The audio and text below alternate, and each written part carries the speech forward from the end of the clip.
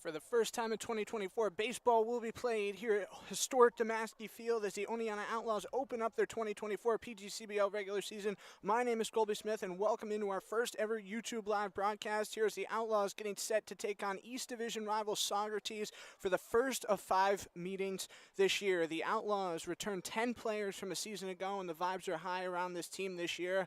Big local makeup on the roster as they got a couple of guys from Oneonta, a couple of guys from South Courtright, Jefferson, Milford, and Cooperstown, and the stands are packed here for opening night as it's free general admission, sponsored by the Otsego County Community Events Grant, and this team certainly is poised, ready to go to get started under second-year head coach Keaton Mark. Obviously, if you caught our interview on Instagram, Facebook, and Twitter earlier with assistant coach Josiah Aska, we talked about it, but the record really doesn't show how good this team was last year. Some circumstances kind of bit them in the butt. Obviously, for Game 1, Game 2, and even Game 3 last year, this Outlaw team had just 9 hitters in town, and so they had to contend with that at the start of the year. Yet they did win their season opener last year, and they do have a streak coming into tonight of 2 consecutive season opener wins, so they're putting that on the line. And they also hope to win their second of 3 home openers as they lost their home opener last year against Amsterdam 4-1 on Monday, June 5th, after being rained down in their originally scheduled home opener, which was supposed to be their season opener against Boonville on June 2nd. But of course, now they're playing Saugerties for the second time to open their season since Saugerties joined the league in 2015. And the Stallions team, same coaching staff that won the league title back in 2021, they return that same group. And of course, the Stallions this year are going to take on a lot of southern makeup. As plenty of guys on their roster from down south. Got a couple of guys from South Florida State, Weber.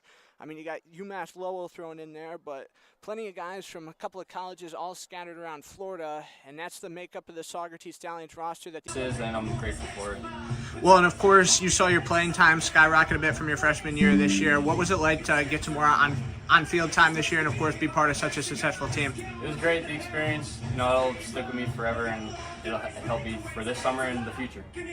Well, and talking about this summer here with the Outlaws, this is, of course, your first summer here. What's the experience been like so far, and what's it been like getting to know your new teammates? It's been a lot of fun. The guys are really cool, and playing up here, it's a new place, so great experience. Well, and of course, you guys have had the opportunity to have a couple of practices already, and of course, tonight's the home opener. What's it been like just getting accustomed to the new place and, of course, exploring Oneonta? It's been cool. It's a very unique area, so, Cooperstown's 30 minutes away, so that's great, the Hall of Fame.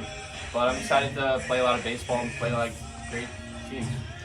And what's it like for you? Of course, obviously in college you guys only play a couple of games a week, but here in the summer you guys are basically playing 6 games every week, sometimes even 7. What's the adjustment like for that? Definitely just got to take care of your body a lot more and make sure you're staying healthy throughout the whole entire season.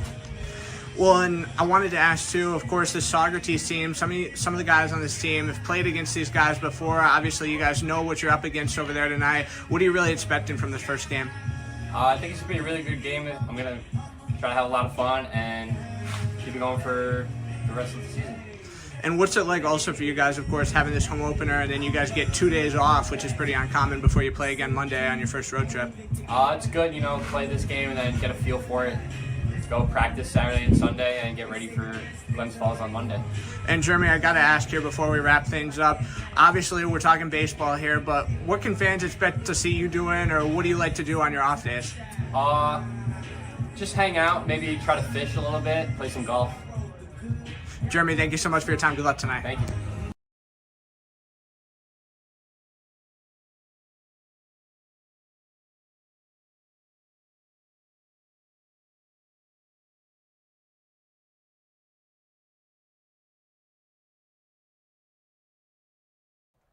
So now that you've heard from Jeremy Taggart, you know the feeling is high in this Outlaw locker room. Taggart, as I said, just wrapped up his sophomore year at Hudson Valley, and he is in the starting lineup tonight for the Oneonta Outlaws, as we'll jump right into that without further ado. Leading off for the Outlaws tonight, going to be Brendan Connolly playing shortstop. Jaden Ross hits second in right field. Chase Armstrong is going to be at first base, and the cleanup spot is Jack Hopko, the University of Rhode Island. He's playing left. Jacoby Dale's out in center field.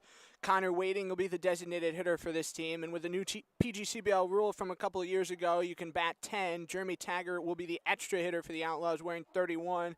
Lucas Grantham, who was impressive in the Outlaws' 2 practices earlier this week, gunning down runners at second base as the Outlaws did plenty of drills. He's going to be in the 8 spot, and again behind the plate, Owens Burnsworth, the local product of RPI, who just wrapped up his freshman year, going to be at second base, and in the 10 spot for the Outlaws is Jack Bateman, the third baseman of Holy Cross. Starting pitcher for Oneonta is going to be number 10, the big Martin Thorsland, big righty who just finished his sophomore year at SUNY Oneonta, 6'4", 210. He's a mathematics major from Maryland, and he's the guy talking about Milford, who makes up that stance from Milford, the lone guy from up there on this Oneonta roster.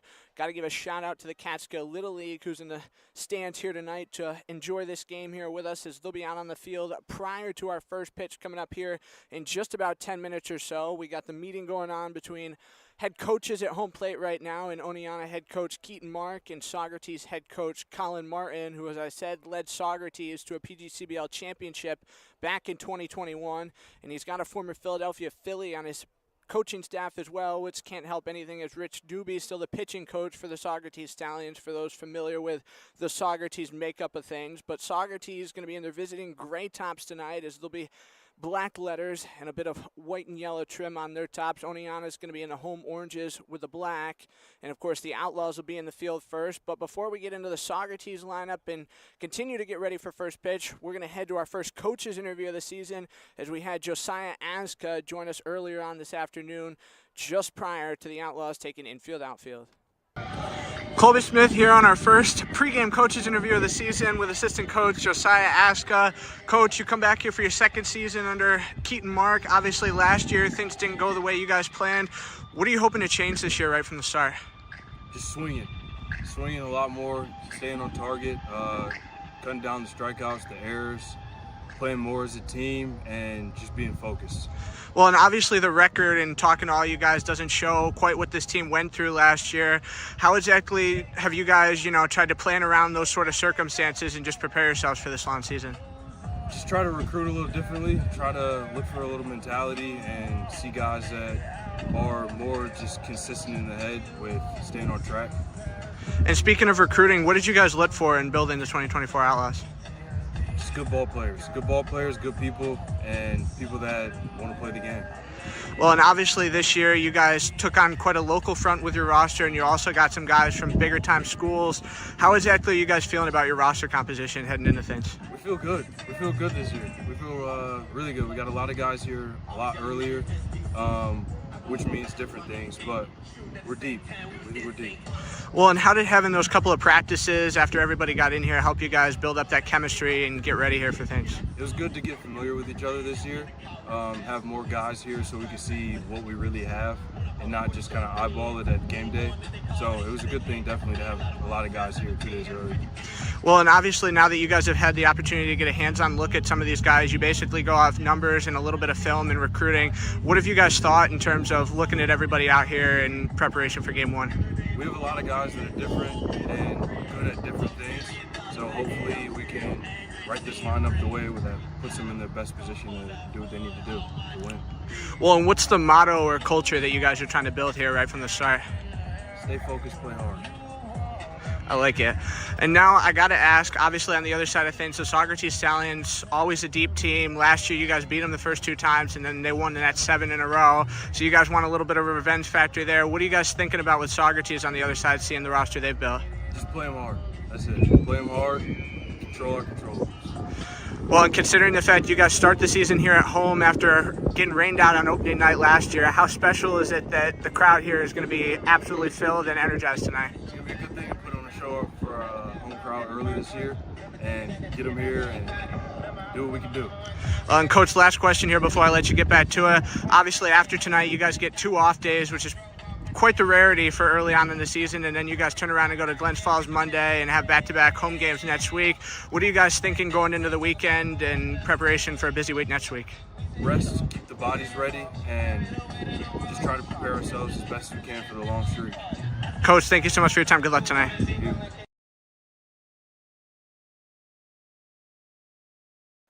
Well, you heard it there first from assistant coach Josiah Aska.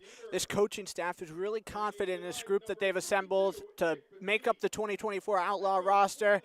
And obviously, we touched on it already, but this team's certainly in a much better place to start than they were a year ago. 22 guys in town, and we're going to have 40 on this roster. Handful of guys still yet to file into town, including 3 that are in action with Long Island University tonight down in North Carolina in the NCAA Division I World Series. We will keep an eye on that game throughout the night and give you updates on that one as in-house PA Eric Malinowski continues to announce the starting lineup for the Oneonta Outlaws, which we already touched on our side of things up here. He's going to go through the reserves down below, but we're going to take a look at the Saugerties Stallions lineup now. Jean-Michael Cuello going to play left field and lead things off. Ethan Conrad, the right fielder, will hit second. Bayram Hott from Sunnyside, Florida, going to be at third base. Ryan Riccio plays first base, and another Florida guy, he's from Boca Raton. Jarrett May, the designated hitter, hits fifth. Anthony Marcano, the extra hitter, is going to be in the sixth hole. Mario Travella is at second base. Rich Rodriguez will man that hole between second and third at short. Josh Blackmore going to be behind the plate for this squad. And in the 10 spot, going to be Evan Dieter, who's playing center field. He's had an interesting start to his college career, which we'll get more into throughout the night, of course, from Stonehill, but he started at St. Bonaventure, and we'll see what he does next. The Saugerties Stallions team, it's going to be interesting to see how they start things out in this game. They showed up pretty late, all things considered. A majority of teams in the PGCBL try to get to visiting spots, 2.5 hours, somewhere in that range. So probably would have been 4 or 4:30 for 7 o'clock game. But Saugerties didn't show up here until close to 5:30. So they missed batting practice on the field, didn't take infield, outfield. They just kind of showed up, went down in their locker room, came out to the dugout, got all dressed and ready to go. So again, it'll be interesting to see how Saugerties starts this game. Of course, the Outlaws won the first 2 against the Saugerties Stallions a year ago, and then Saugerties turned around and won the next 7. But now as they continue the introductions, we're going to turn things over to in-house PA as the anthem's going to be coming on up here in just a couple of minutes.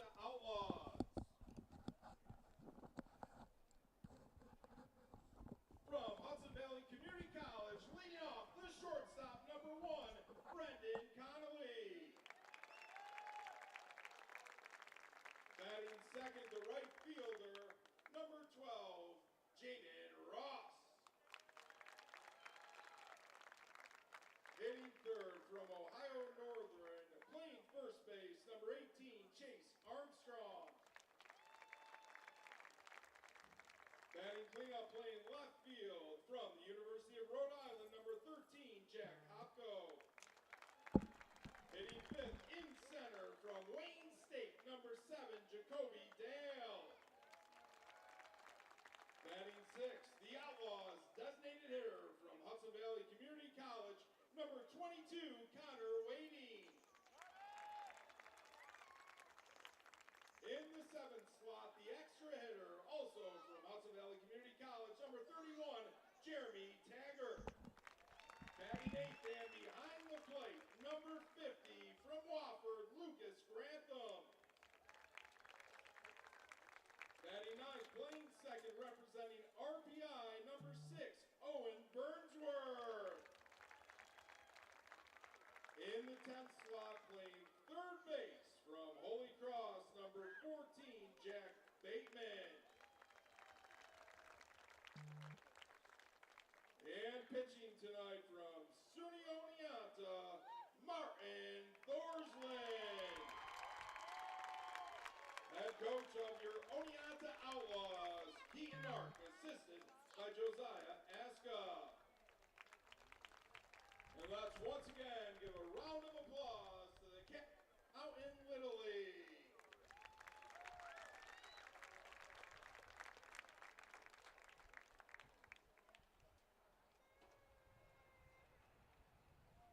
At this time, will everyone please rise and remove your caps for the singing of the national anthem, tonight's performance by Crystal Lee.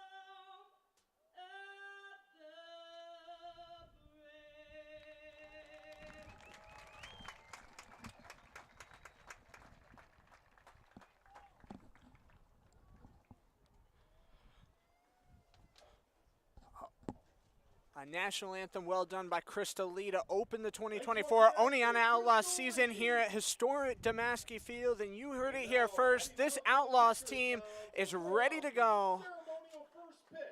to start off their season. We're going to get a ceremonial first pitch. Fredrickson from Jefferson, New York, representing Don's Dairy Supply Rockies of the Catskill So Mountain Gus Little Fredrickson League. going to throw the first pitch for the Catskill Mountain Little League.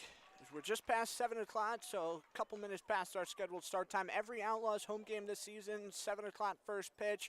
And, of course, after tonight, the Outlaws are going to be right back here at home on Tuesday to play Watertown and Wednesday to play Boonville. We talked about the 2 off days with both Jeremy Taggart and Josiah Ashka that this Outlaw team is going to be the benefactors of. We can call that a strike. And Little League, that certainly would have hit the plate. So a job well done there by Gus Fredrickson as Lucas Grantham and Martin Thorsland going to give him high Great fives. job by Gus Martin Fredrickson. Thorsland represents SUNY Oneonta on the hill for the Outlaws tonight as we'll take a look at the Outlaws defensively to get this game started. Left to right in the outfield, it's going to be Jack Kopko, Jacoby Dale, and Jaden Ross. Jaden Ross, one of the later adds to this Oneonta Outlaws roster. He comes up from the University of South Florida after limited action this year, and it's nice to see him out there manning right field here on opening day. On the infield, from first to third, it's going to be Armstrong, Burnsworth, Connolly, and Bateman.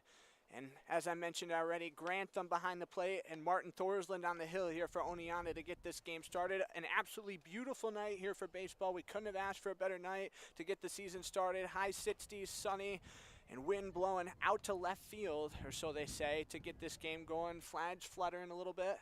And Martin Thorsland warming up, getting ready to start this Outlaw season on the hill. We're going to see a 3-pitch mix from him mostly tonight as he goes fastball, slider, and splitter.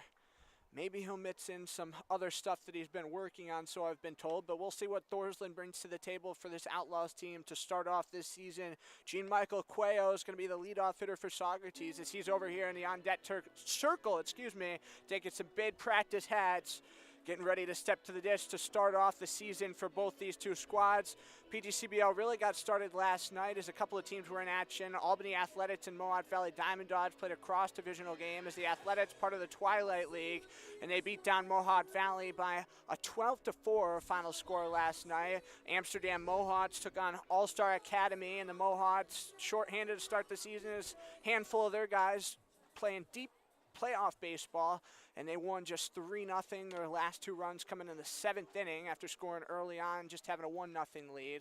And Batavia and Jamestown, the only PGCBL foes to take on each other last night. And Batavia taking down Jamestown 12-3. But a bunch of other teams in action to start off their 2024 seasons tonight, including, of course, Saugerties and Oneonta.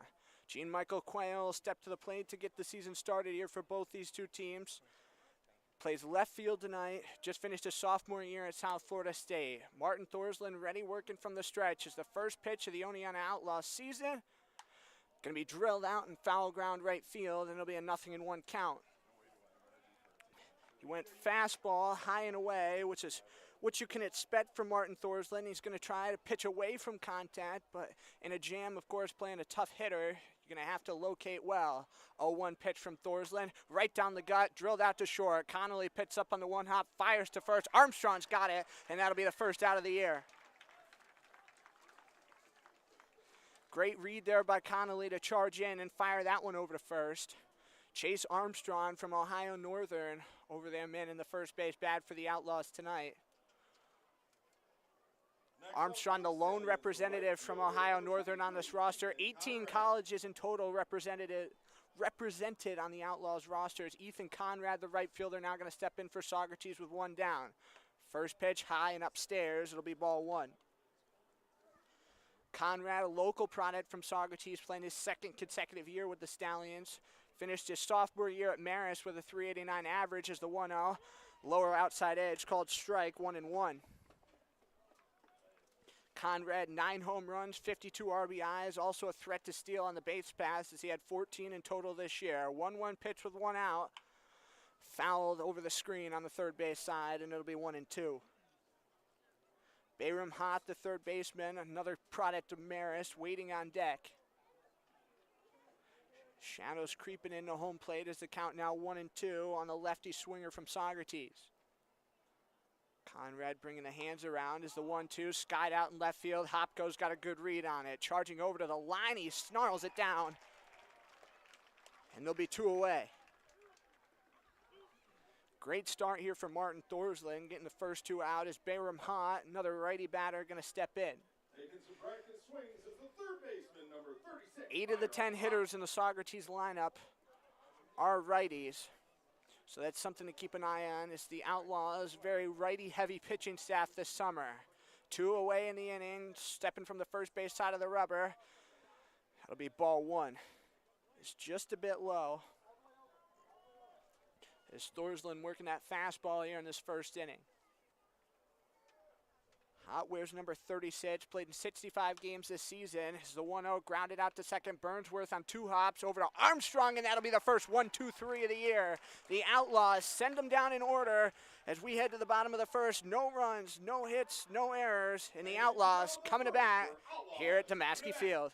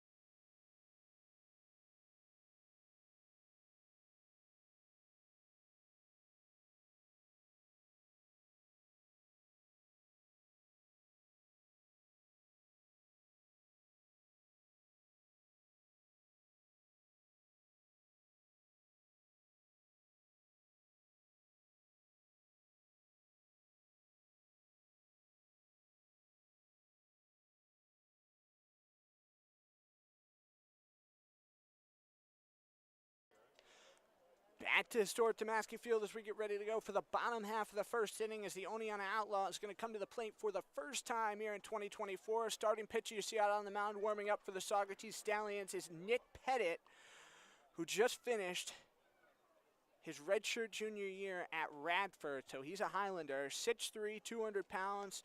He started his collegiate career at the University of South Carolina Sumter, but transferred after his freshman year, and since he's been star on this Radford pitching staff. This year was a down year for him, all things considered. 17 games pitched, 0-1 record, a 5.25 ERA. He didn't start a game this season, so this will be the first start he's had in quite some time as he toes the bump here for Saugerties to start off their 2024 campaign. 24 innings pitched, 28 hits, 19 runs, 14 of those were earned, 17 walks, and 23 strikeouts. And we'll talk about his problem keeping the ball in the park as we go throughout the ball game and his outing. Is here we go on the Outlaws at the plate. Brendan Connolly, the shortstop, swings from the left side, going to dig in to give Oneonta their first at bat of the year. Pettit steps and fires, and Connolly going to spray it back behind the plate, foul. It'll be 0-1. In just a minute, we'll take a look at the Stallions in the field defensively to get this game started. A little help there from Jaden Ross, the right fielder, to give the ball back to Blackmore behind the plate here. Jaden Ross, the right fielder, hits second. Armstrong, the first baseman, will be in the 3 spot. Hopko, if they need him, the left fielder, in the 4 spot for Oneonta. 0-1 count. Brendan Connolly, the shortstop, leading things off here for Oneonta. Just finished his sophomore year at Hudson Valley as the 0-1 pitch sent in the air out to right field. Charging in comes Conrad. He plays it on a hop, and there's the first hit of the season. Brendan Connolly going to reach on a shallow bloop single in the right field to start off the Outlaws' bottom half of the first. Now Jaden Ross, the right fielder, going to step up for the Outlaws. Played in just 3 games this year at the University of South Florida. Was his junior year. 400 average though, so obviously a hot bat and a limited sample size. Second and third base are open. 2-hole hitter in the lineup for the Outlaws. Pettit working from the third base side of the rubber. Going to step and fire. He about bounced it in the dirt as it'll be 1-0. Ross started his collegiate career, Hudson Valley. So a lot of Hudson Valley representation on this roster. There's 4 guys on the roster and a couple of former Vikings. As a check look to first. Pettit going to step and fire. Ross watches it go by as it'll be 2-0. Pettit, and taking a look at a little bit of film on him, he loves to blaze that fastball, tops out in the low 90s, so he's certainly got some speed to it. Look down to first as Connolly once again, stepping off the bat by quite a margin. Now it'll be 3-0. Ross with a great eye here. Saugerties set up a normal infield positions. Not much of a gap there between Rodriguez and Travella, second and short respectively. 3-0 on Ross. As Pettit sets and misses in the dirt with this one. Jaden Ross will draw the first walk, and the Outlaws have back-to-back runners on base. Chase Armstrong from Ohio Northern University going to hit third for Oneonta. He's playing first base tonight. 40 games played this season, a .288 average, 7 home runs, 44 RBIs, and he's another lefty in this lineup. Outlaws, you love to see it this year. A lot of versatility in terms of righties, lefties. Third base, the only bag open. Look down to second as Connolly really dancing off the bag. And a huge swing there as Armstrong couldn't get anything. Figured Pettit would go to the fastball on the first pitch. As there's still nobody out here in the bottom half of the first. Saugerties went down 1-2-3 in order at the top of the first if you're just tuning in here on Oneonta Outlaws YouTube. Pettit with the 0-1. And that'll go by, low and away outside, 1-1. Hopko, as I mentioned, waiting on deck. Jacoby Dale's in the 5 spot, center field. Connor Waiting, designated hitters in the 6 hole. Jeremy Taggart, the extra hitter, hits 7th. Lucas Grantham, the catcher, 8th. Owen Burnsworth playing second base, 9th. As Pettit will step off, taking some time. And Jack Bateman from Holy Cross playing third base for the Outlaws in the 10 spot. Both teams electing to bat 10 here on opening night. Pettit another long look down to second, home with the 1-1, and that's a called strike on the lower outer edge. 1 ball, 2 strikes, and still nobody out here in the bottom half of the first. Pettit weighs in 6'3", 200, and you can definitely see the size out there on the hill, and intimidating presence here for Saugerties. Sprayed up in foul ground over the screen on the third base side. As Armstrong stays alive. One thing about Armstrong, watching him in practice the last few days, he can certainly work a count, and he's not going to swing at something that he doesn't see that he can get the bat on.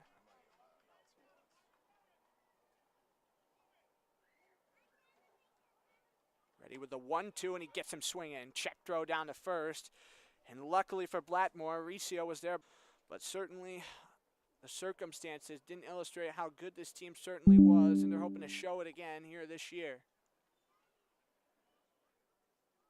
1-0 pitch home, bounced in the dirt, and using the chest protector was Blackmore's. It's 2-0.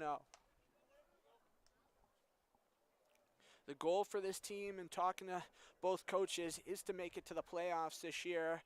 Outlaws made it to the postseason in 2022. Were defeated in the first game, which was the play-in round that year against the Amsterdam Mohawks by a 9-4 score. And last year, a playoff-less season. Second is Travella, fired to first. Connolly's going to stop at third after a big turn. So now there'll be 2 outs, but the Outlaws have 2 in scoring position. Productive out for Mr. Jack Hopko. Number 7, Jacoby Dale. Redshirt senior from Wayne State, Jacoby Dale, all white batting helmet, going to step in facing Pettit. Now going to adjust and set more on the first base side. So productive out, 4-3 to Hopko if you're scoring along at home on a 2-0 pitch. Pettit now ready for the 5 spot in the order. Big swing there as Dale couldn't get anything. Dale a .242 average, 6 home runs, 28 RBIs, 14 walks, 52 Ks this year at Wayne State.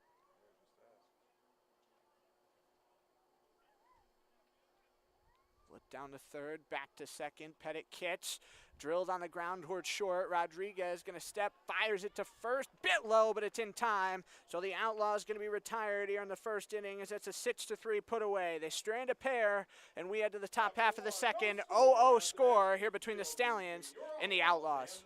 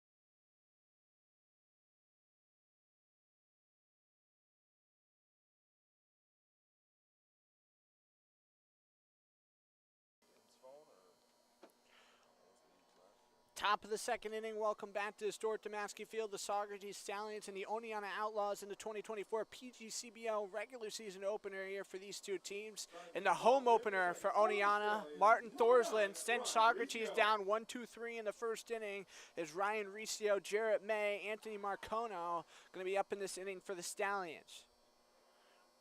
Riccio, the first baseman hailing from Boca Raton, Florida, swings at the first pitch, out into the gap in left center field, racing over Hopko and Dale. Dale's going to give way to Hopko. Standing up at second, going to be Ryan Riccio as he's got a leadoff double. So first pitch swinging and first pitch hit. And now the Stallions going to be in business immediately here to start the second inning.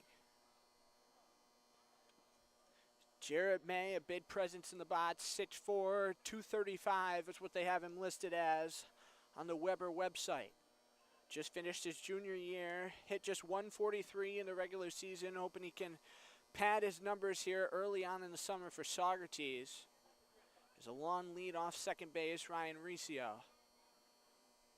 Connolly set up close to the bat, Burnsworth floating more in the gap between first and second.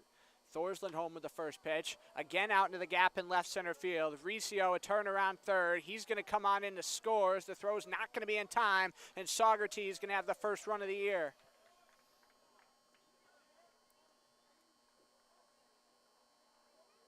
So the Stallions almost immediately after the 1-2-3. First inning by Martin Thorsland in the first. 2 pitches, 2 swings, 2 hits, and a run already home here in the second is Anthony Marcono. Now going to come to the dish. Jarrett May only gets to first as it was a good read by Hopko to get that ball in as quickly as he could. But now the Outlaws find themselves in a 1-0 hole. Marcono just finished his junior year at UMass Lowell as he watched that one go by. Thorson, you got to think he's going to work in some more of his off-speed stuff here as we move forward in this ball game. A lot of fastballs early. Little check with the 1-0. Pulls up on that one. It'll be 1-1. Marcono not even bringing the bat around. As Jarrett May is staying close to the bat down there at first here for Saugerties. Lights already on here at Damaski Field. Beautiful night for baseball in the home opener. 1-1, check swing. Did he go? They say no. So the count 2-1. Arcono uses quite the big barreled bat. Black on the handle, brown barrel. It's May now taking a couple of steps off first. Home with the 2-1. A couple of bounces in foul ground. Evens things up at 2-2. Marcono, it seems like he just had an issue with his timing this year. Pretty solid hitter in his first 2 years in collegiate baseball. But of course, down to just a 143 average this season. Is the count even up at 2-2 with nobody out? Look down to first, back at Jarrett May. Thorsland nods him off. And now up, this one gonna get over the netting behind home plate out into the parking lot. There's a parking lot pretty close here to Historic Damaski Field if you've never been here. You got the gate and a little lawn, but then the parking lot's right there. Pretty short walk from your car, so come on out and enjoy some Outlaws baseball. If you're worried about a long walk, rather short considering some of the other parts here in the PGCBL. 2-2 ready again is Thorsland. In a gap between third and short, out in the left field, Hopko gonna field it, and the Stallions have 3 straight hits here to start the second.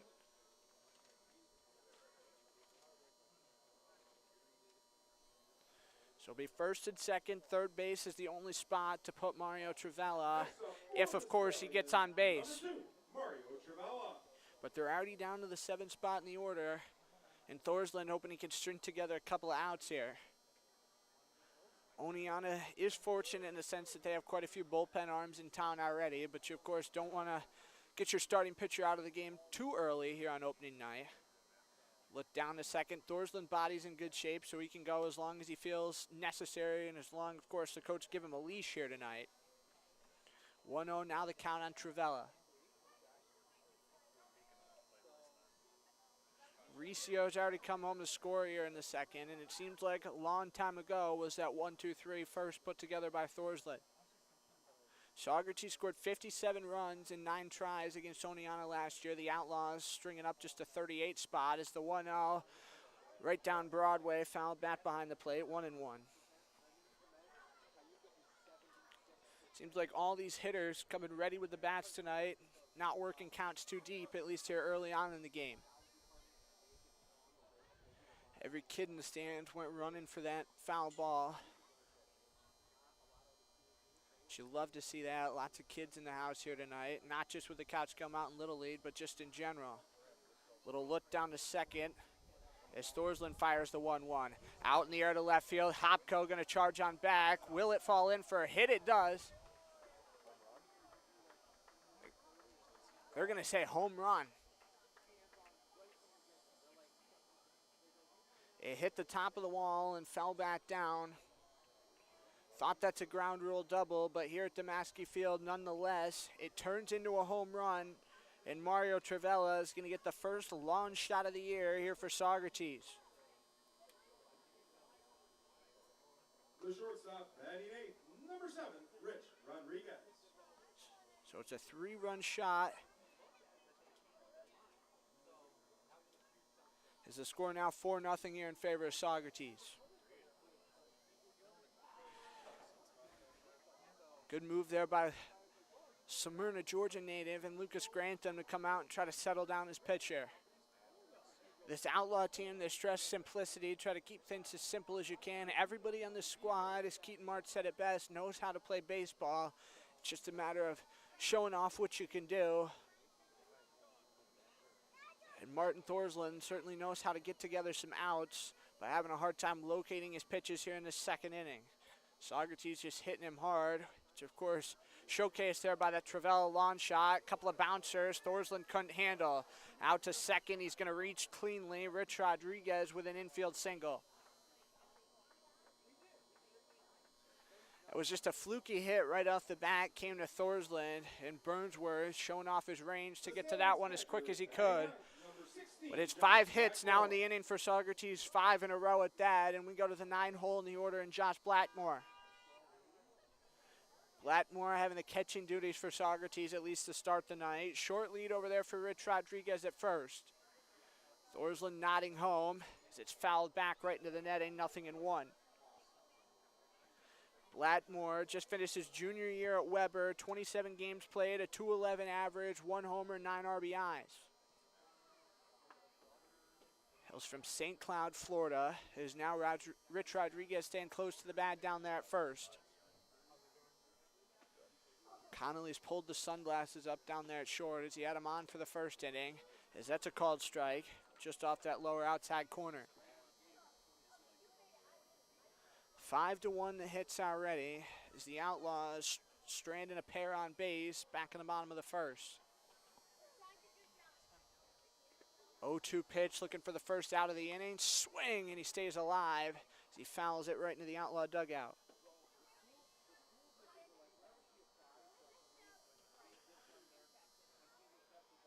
Blackmore not afraid to bring that bat around.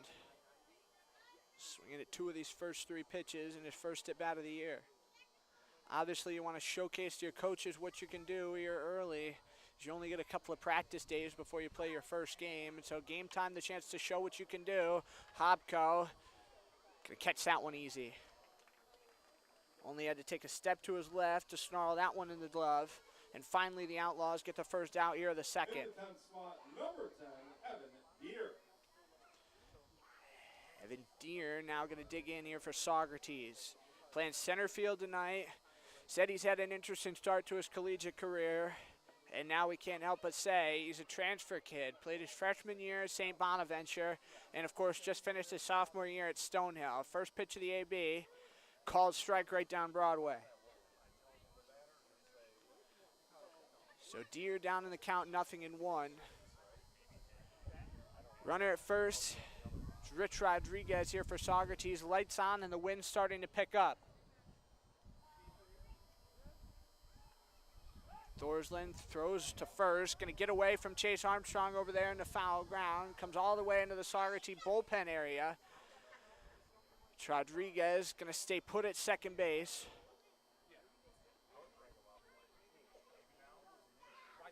Not sure what we're going to score that one as. I guess we'll go E1. So Thorsland's going to take the first error of the season for the Outlaws. Rodriguez advances over to second. And they're lucky that Rodriguez didn't get over to third on that one with how far it went. High and in tight. That'll even it up at 1-1. 24 games played. Finished with a 176 average. No homers, 7 RBIs. Has just 1 homer in 2 years of collegiate ball thus far. So another runner in scoring position for Saugerties. 1-1 count with 1 out. Big lead off second. Thorsland comes home. Shot in the foul ground right off the netting, 1-2.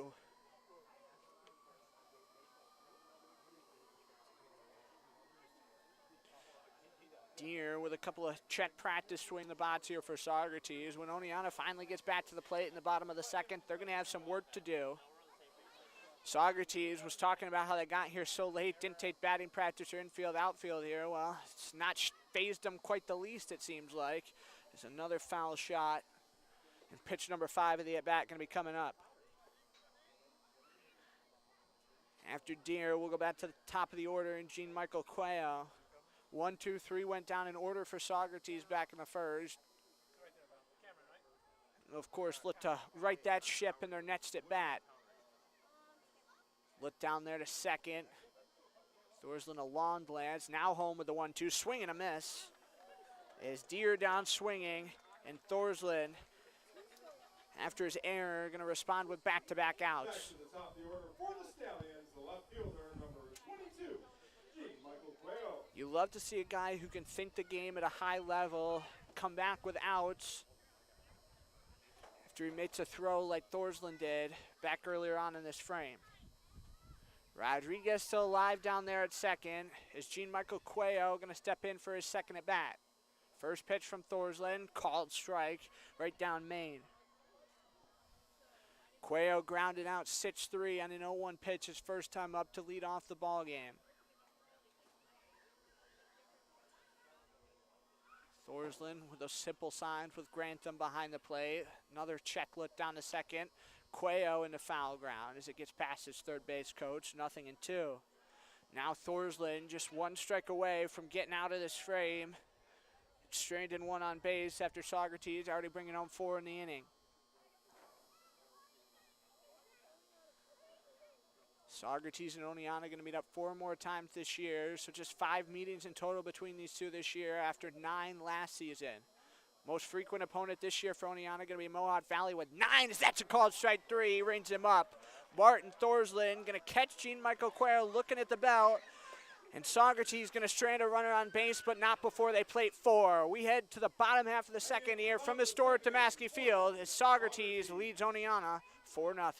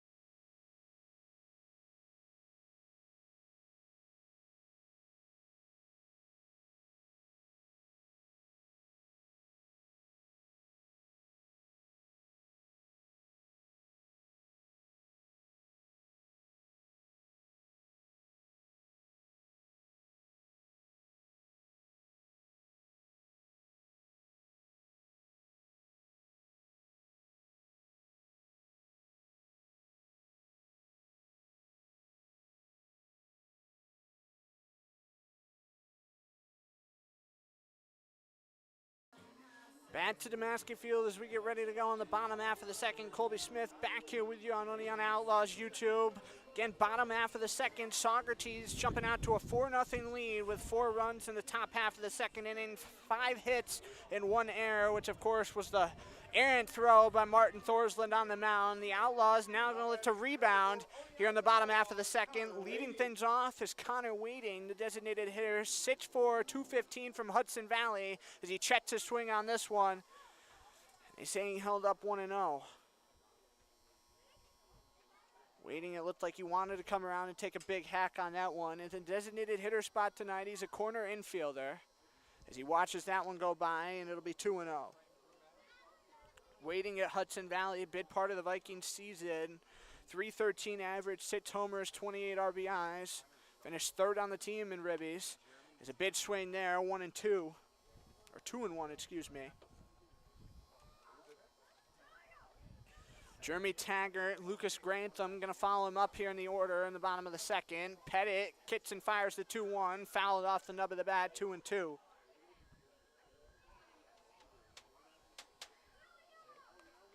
Wading hit a couple of home runs in batting practice yesterday. We're really showcasing the bat.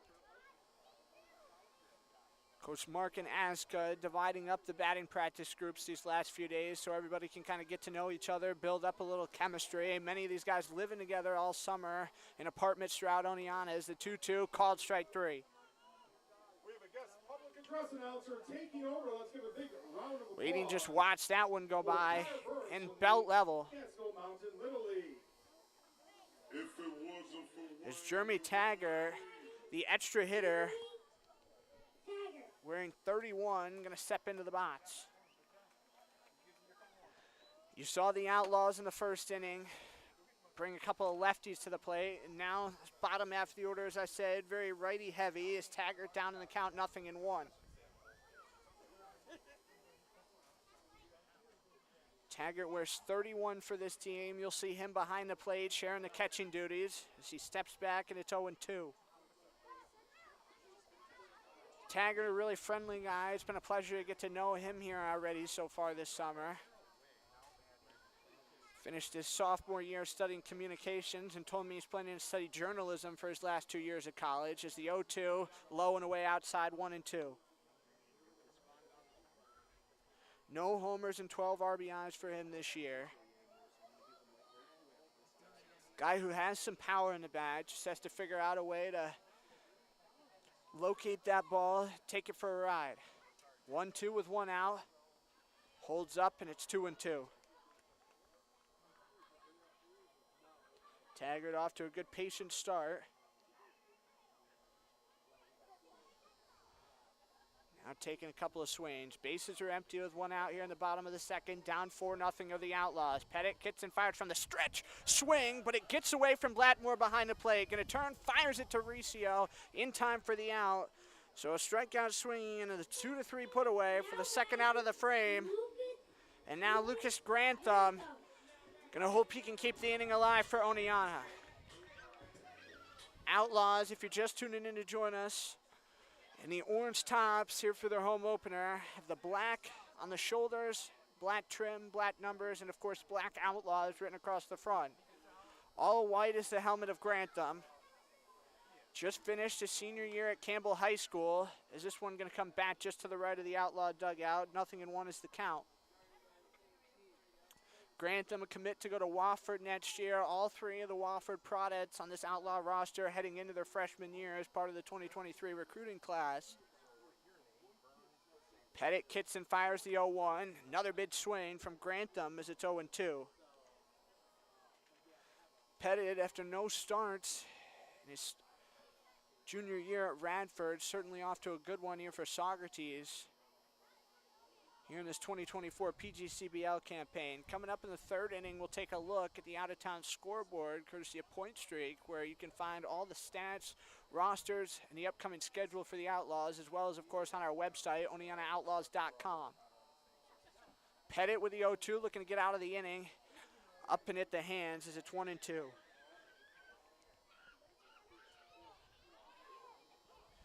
Grantham, nice little hold up on that one to stay alive in the count.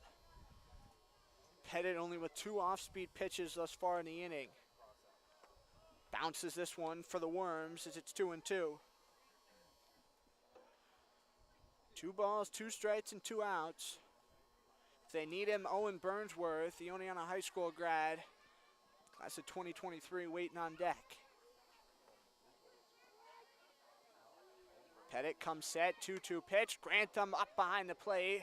Is able to get it over the screen. That one going to go into the parking lot as well. As pitch number 6 of the at-bat going to be coming up. Grantham not wearing his also familiar glasses we've seen the last few days on the Outlaws practice field and in the clubhouse on the field tonight. Grantham certainly got a nice pair of glasses that he wears around. Is Pettit home with the 2-2 again. Swing and a miss as Grantham about stepped out of his shoes. Outlaws going to go down 1-2-3 as Pettit straights out the side in the second. We go to the third here on the Outlaws YouTube. It's 4-0 Saugerties.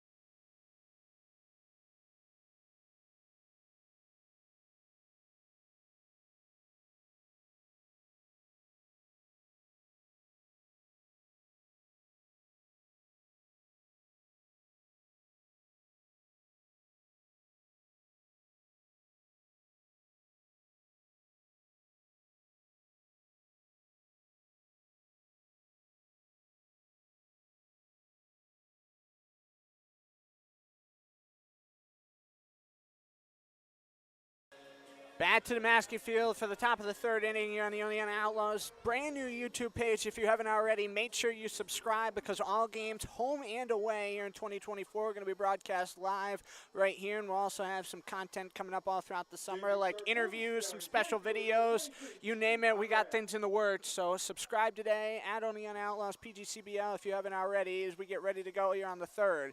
Ethan Conrad, the lefty swinger, steps in for his second at bat. And he holds up on this one as the count going to be 1-0.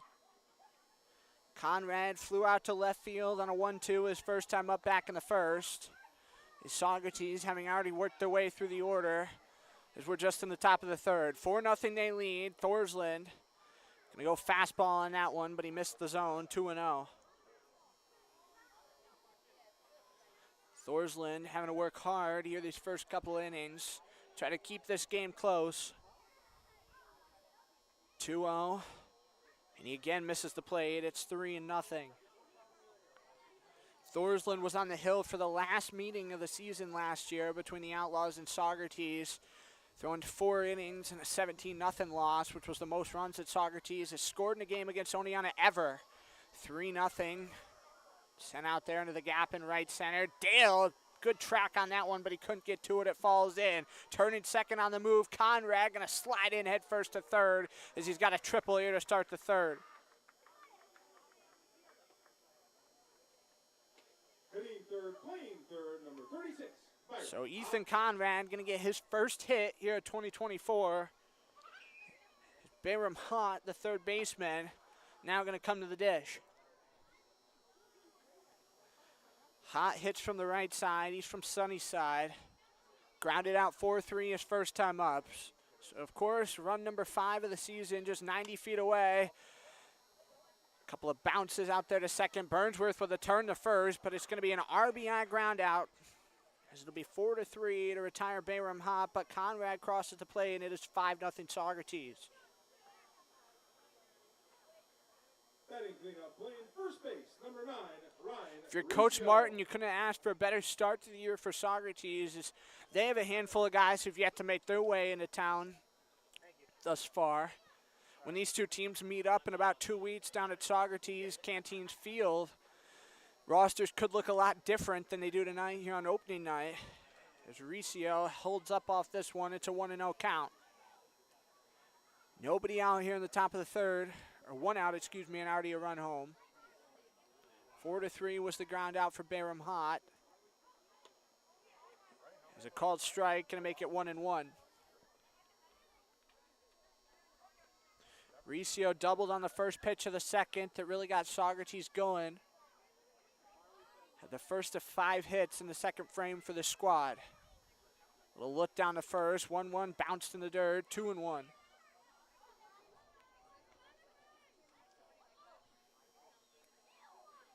Jarrett May, the designated hitter, going to wait on deck. Saugerties were right in the heart of the order here, now back at the 4 spot. Thorsland along, look down there to Armstrong at first. Coming set with the 2-1. Elevator shot in the zone, but it's going to make it 2-2 nonetheless as he just clipped that upper inner edge.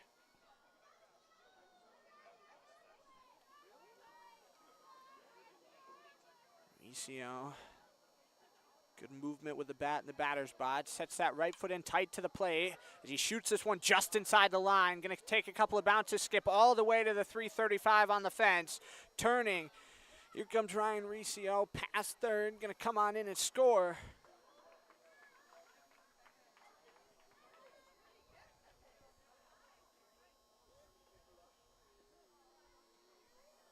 So the score now going to be 6-0. Digging in for the Stallions, number 25, Jarrett May.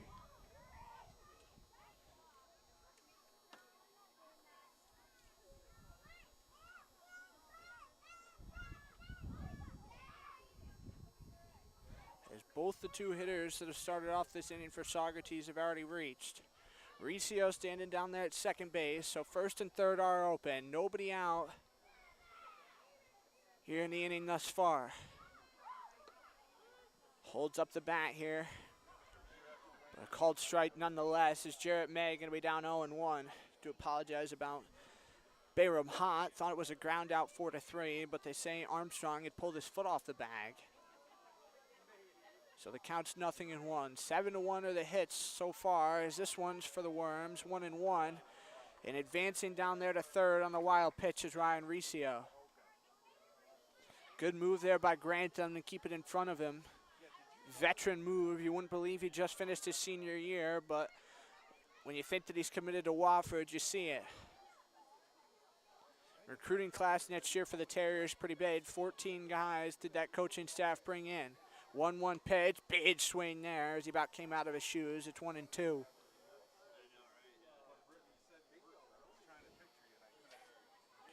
May staying alive in the batter's box here. Down at third on the wild pitch, Riccio. As that one he holds up, it's 2-2.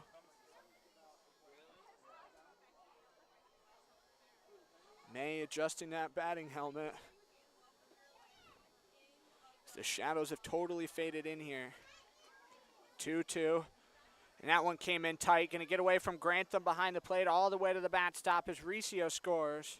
And that'll be 2 wild pitches here now by Thorsland in this third inning. And it's now a 7-0 lead for Saugerties. Not the most ideal start for Oneonta here to 2024, but plenty of baseball still to be played tonight.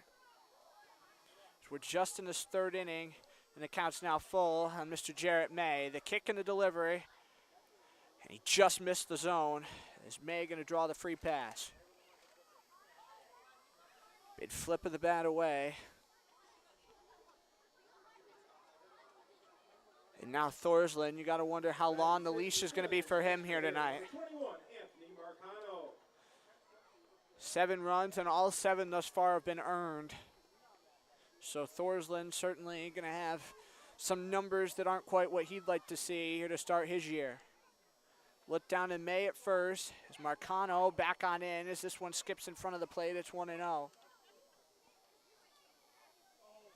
Thorsland, after Saugerties really got into that rhythm in the second inning, stringing together 5 consecutive hits, has started to fall off and has had a hard time locating the zone.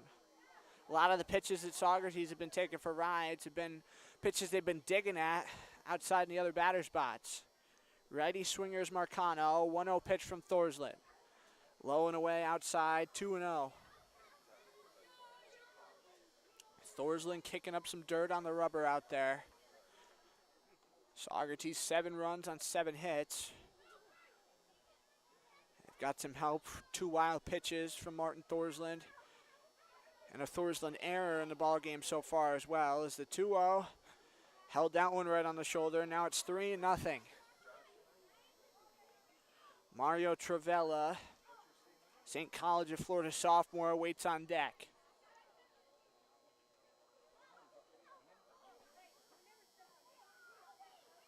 Ready with the 3-0 as he takes a nod. Grounded just outside the line, foul. His pitch number 5 going to be coming on up.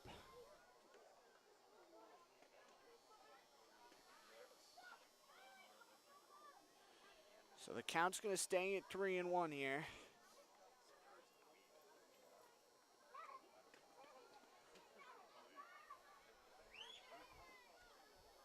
As Thorsland, a long glance down to first. Comes set once again from the stretch.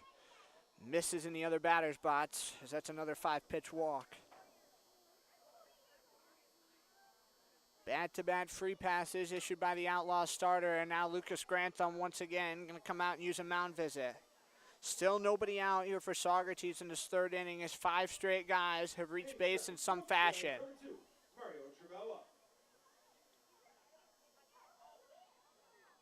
Now is promised to look at the PGCBL out-of-town scoreboard for the first time tonight.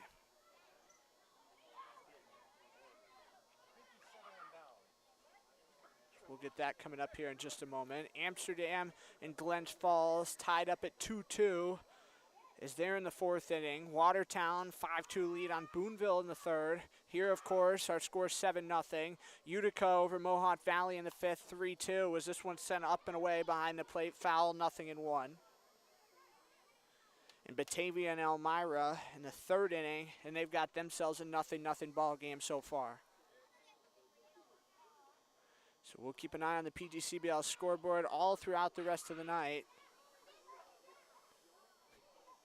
As we told you, a handful of teams getting their season started tonight. First and second are the base runners.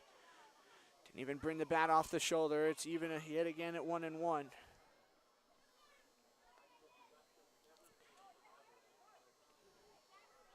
Travella hit that 3-run homer back in the 2nd. And now he's got 2 base runners, same position they were last time when he went deep over the left field fence. Grounded out towards 3rd. Bateman going to catch the lead runner, fires over to first in time. He completes the double play.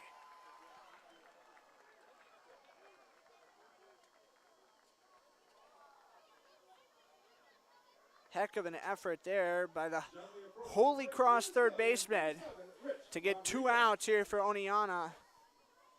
Is Marcano advancing over to second on the play, but 2 guys sent down, and that's got to help the confidence of Martin Thorslet. It struggled to find outs, and now he gets 2 there, and the Outlaws do have arms up and throwing in the bullpen, so you got to think this might be the last inning award for Martin Thorslet tonight. Look down to second.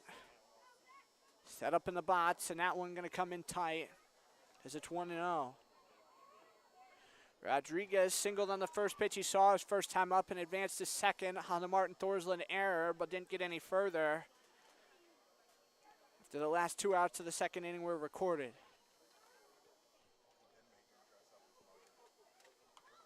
Set back as this one fouled into the screen, 1-1.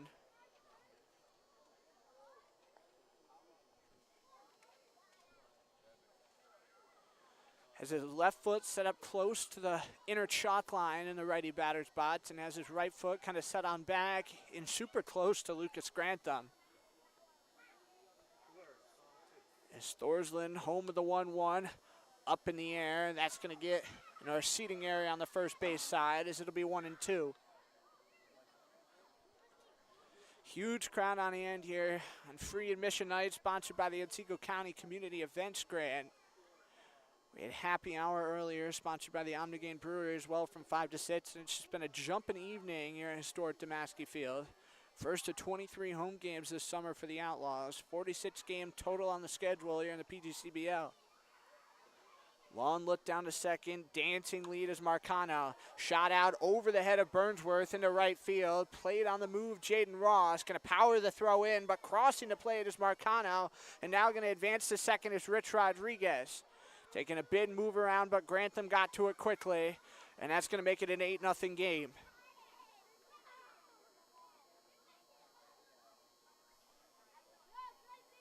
Next up for the Stallions, the catcher, number 16, Josh Blackmore. So we had an error on that play. Marcano coming around to score. Of course, Rich Rodriguez advancing over to second on that error. So 2 errors now on the board for Oneonta. We'll put it as an E9. Jaden Ross didn't have to throw that ball home, but he did anyway. And of course, missing Lucas Grantham by a mile. So back-to-back 4 spots put up for Saugerties here in the second and third, and still threatening to do more damage as they count 0-1 here on Blackmore.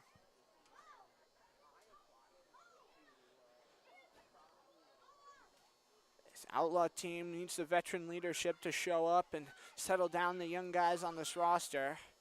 Talked about it in our Outlaws game day video earlier, but a lot of guys just finished their senior year, a lot of freshmen and sophomores, not too many juniors and seniors, but the few that are here, and of course the guys who are back from a season ago, need to start showing their leadership and help the Outlaws keep this game where it's at now and start to claw back into this deficit.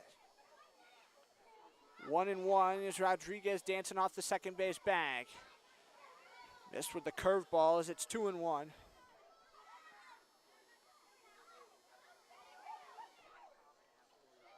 It's nice to see people, even with the score where it's at right now, continuing to file in here as we're in the third inning and approaching the 8 o'clock hour here on the final Friday night in May in Oneonta. Look over to second, breaking pitch over the heart of the plate. It's 2-2. Thorsland finally just a strike away from getting out of this third inning. Going to immediately try to put this outing behind him. I'm sure he'll be right back on the hill for Keaton Mark and Josiah Aska in a few days' time.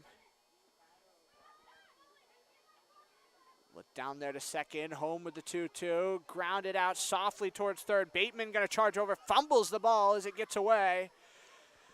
And Josh Blackmore going to be on base. He's going to get a single, as that would be a tough play for Jack Bateman.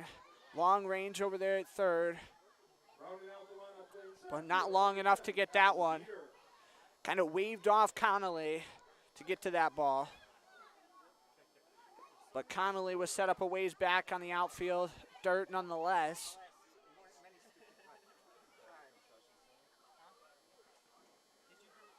Or outfield grass, excuse me. What am I saying? Dirt. It's a long night already for all of us as the bat holds up and it's 1-0.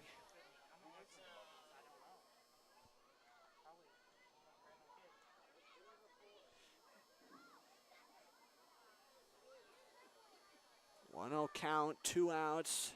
So we're back at the 10 spot in the order. Thorsland breaks that one just off the lower outside edge.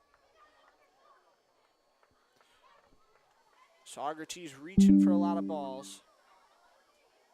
Just poking hits all over the field here against this Outlaw squad. Thorsland home with the 3-0 in the dirt yet again, as that's ball 4.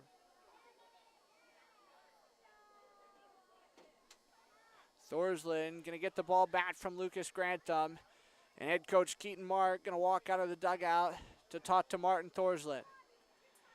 He's gonna look down in the bullpen as it looks like Martin Thorsland's night gonna be over, as he gives the ball to his head coach and walks back to the dugout. So he only goes 2 2/3. Outlaws to the bullpen. We're going to step aside. Bases loaded here for Saugerties when we come back in this 9-0 ball game.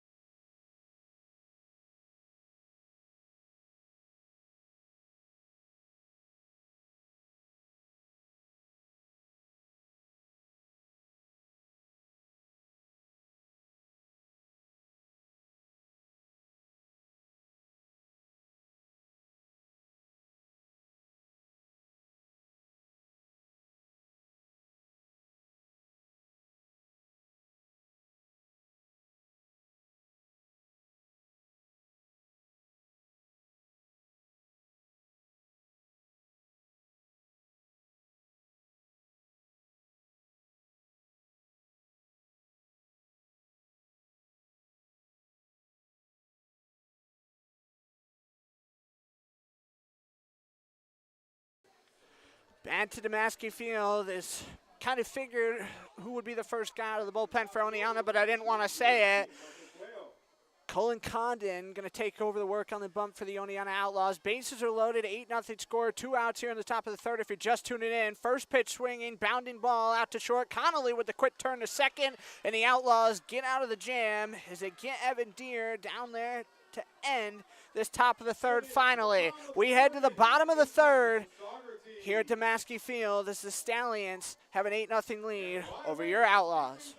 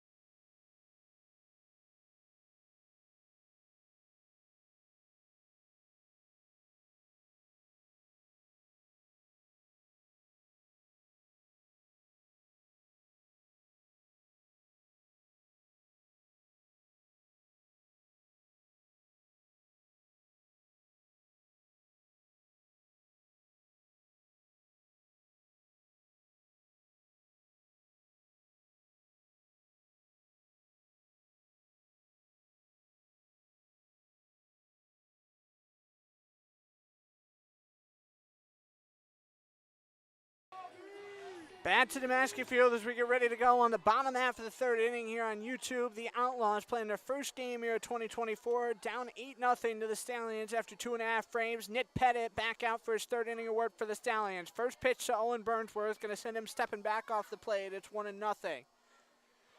Burnsworth, member of last year's graduating class of Oneonta High School, just finished his freshman year out at RPI. Played in just 6 games for the D1 team this year as he takes a big swing there, and the count's now even at 1-1. After Burnsworth, the Outlaws going to get down to their 10 spot in the order, and Jack Bateman had a great defensive play last inning, turning a double play in the field, the first in that respect for the Outlaws this season. That's a called strike, and now Burnsworth going to be down in the count 1-2. Oneonta with just 1 hit thus far as the first 2 guys got on base, and since then, Outlaws having a hard time mustering offense.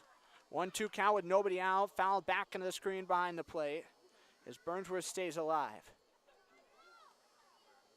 Burnsworth, one of 4 Oneonta grads on this Outlaw roster, and of course their head coach in Keaton Mark, member of the 2017 graduating class of Oneonta as well. Keaton Mark and Josiah Aska played ball together in college at Heidelberg as Burnsworth going to have a conversation with the umpire about that called strike as he's sent back to the dugout, looking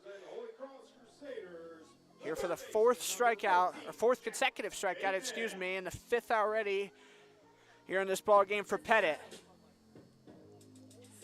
Bateman will come to the dish for the Outlaws, another guy with the all-white batting helmet, swings from the right side.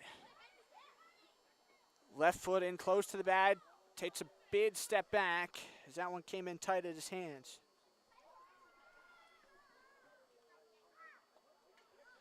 Bateman got into just 2 games this year, took 4 plate appearances for Holy Cross. As a freshman, he's got to work his way up the chain of command, as that'll be 1-1. Outlaws definitely have a patient approach here at the plate to start the game, but a little too patient, and as a plate like that probably would have been nice meatball right over the dish for Bateman. 1-1 pitch, came around on that one, and now it'll be 1-2. Bateman wanted to send that one into the gap out there between short and third. Rodriguez and Hott, leaving quite a bit of space between them. Also quite a large gap between Travella and Rodriguez up the middle between short and second. Travella quite a ways over towards first as the 1-2, bounced in the dirt in the oppo batter spots. It's 2-2. After Bateman, we'll go back to the top of the order for the Outlaws as Brendan Connolly, the leadoff guy, has that lone hit on the Outlaw board thus far in the on-deck circle, taking some big swings. All the power guys in the middle of the order for Oneonta in the 3 to 6 spots as he's rung up looking as well. Bateman didn't even argue, he just kind of took it and walked back to the dugout.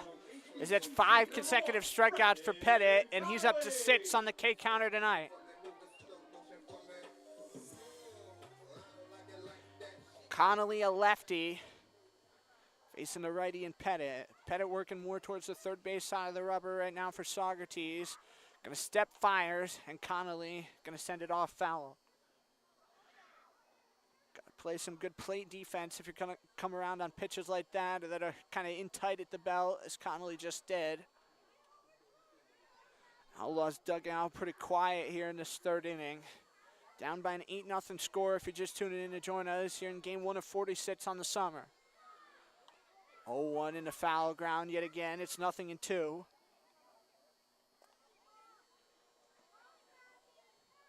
And Pettit looking for his 6th consecutive strikeout. Long look home to the plate. As he steps and fires, and he missed the lower outside edge, now 1-2. Jaden Ross waiting on deck for the Outlaws if they need him. All the bases are open.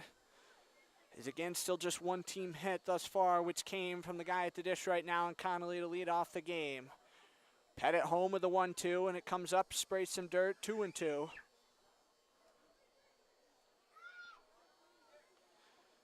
Connolly, when he has to, stays patient. Drew 3 walks in the last 2 games for Hudson Valley this season. 2-2 pitch. Shot out into right field. Going to take a bounce in front of Conrad, and Connolly has started 2 for 2. Next up, for your He helps out right himself, fielder from the University of South Florida, number 12. as that was just a solid single right off the bat. Nice fastball from Pettit, out and away. Connolly drills at it and takes that one bounce in front of Conrad. It's Jaden Ross. They do need him. Going to step on up to the plate. Just finished his 3rd year of college down there at the University of South Florida. One of the last adds to Keaton Mart's 2024 Outlaw roster. Ross holds up the bat as it's 1-0. Mark and Aska both agreed that they wanted to try to get 40 guys on this Outlaw roster if they could. Roster size right now standing at 39, as they were at 38 for quite some time and added Ross quite late in the offseason to, of course, make this roster 39. 1-0, sent back into the screen behind the plate as it's 1-1.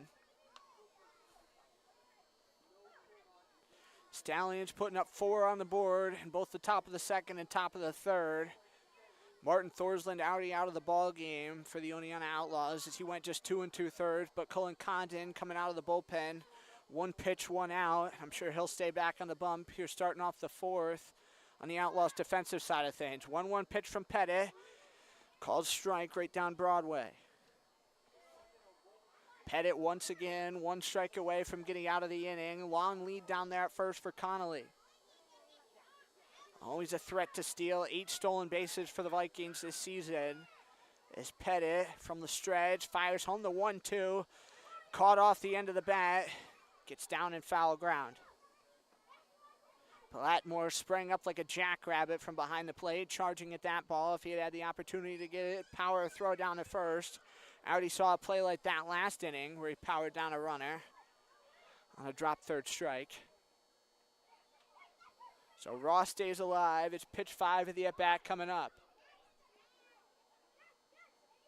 Taking a couple of nice, healthy practice swings. Ross now set. Here's Pettit with the 1-2. Ross out towards short. Rodriguez going to grab it. Fires to second for the force.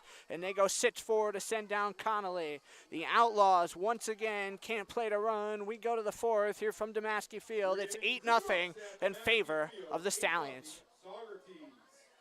And for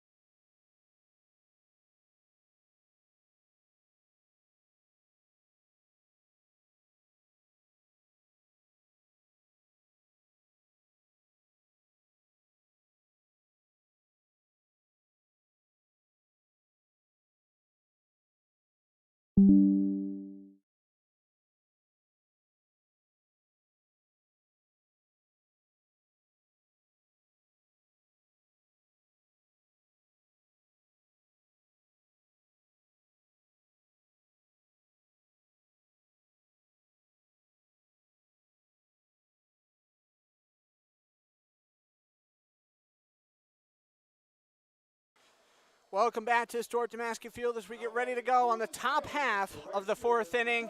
And Oneonta going to be looking to slow down the Saugerties offense now with Cullen Condon on the bump.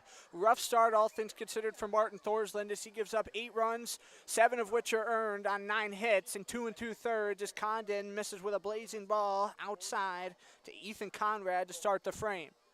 Condon needed just 1 pitch to get out of the 3rd inning, retiring Evan Deere down in that 10 spot. As that's up and away, ball 2. Was actually Jean-Michael Cuello who had the swing on the ball, but Deere being forced out at second base. 4 hits to end that 2nd inning.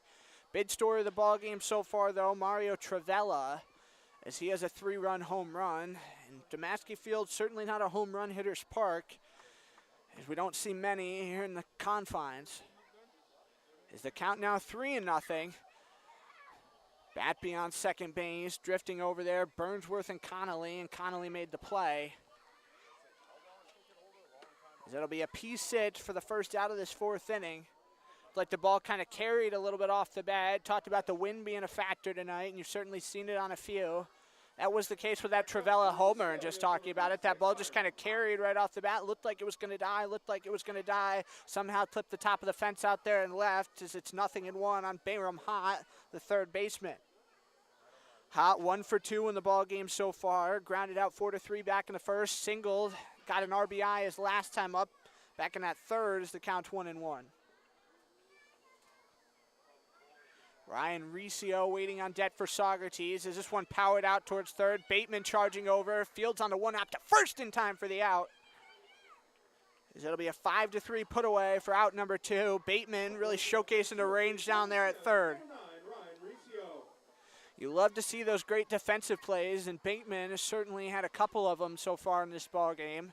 It's a few simple ground outs he's made easy, going quite a ways over there at third, and also turning a double play himself. Is that one going to come in at the belt? 0-1 on Riccio. Riccio 2 for 2 with a pair of doubles and an RBI. Condon fires this one as he works quickly. Over to first. Armstrong having a hard time fielding. Gets backed up by Burnsworth.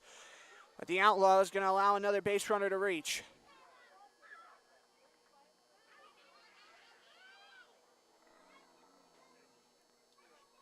It's going to be an E3 for Ryan Riccio to reach. And now Jarrett May going to step on up. So for 3 consecutive innings, the Saugerties Stallions have had at least a base runner find his way out there.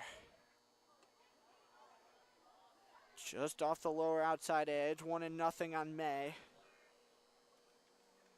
Has a single and a walk so far in the game, so looking to start with 3 consecutive trips to the base pass. Condon fired that ball to first, but Riccio staying relatively close to the bag.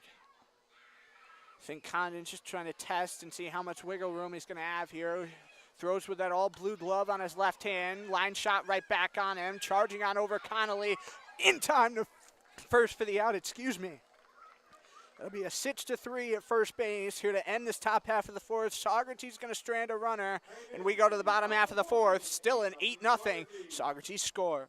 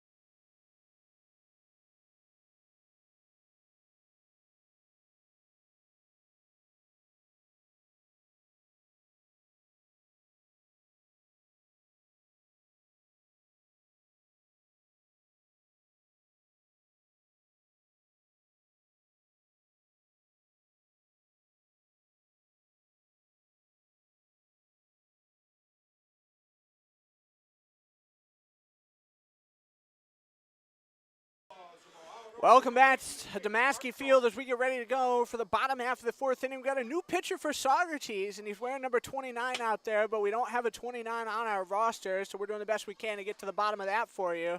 But a 1-0 count on Chase Armstrong, who leads off this bottom of the fourth for Oneonta. Jack Hopko, Jacoby Dale going to follow him up as the Outlaws hoping they can paste together some offense and hopefully crack into this deficit. Saugerties being held to a pair of zeros, but pair of fours have really done the damage as this one skipped in the dirt, and it's 2-0. Armstrong struck out swinging his first time up back in the first inning.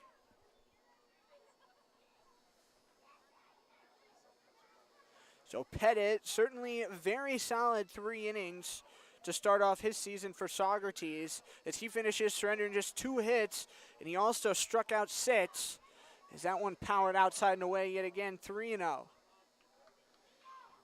It's number 29 for Saugerties, a lefty guy, works from the first base side of the rubber here on his first hitter in Chase Armstrong. 3-0 coming set from the middle, powered right down the heart of the plate, 3-1. Good breaking stuff to locate that one. It's a little tip back, ready with the 3-1. To the screen it goes once more, and the count's now full. Armstrong starts 3-0. And bat-to-bat strikes work this count full.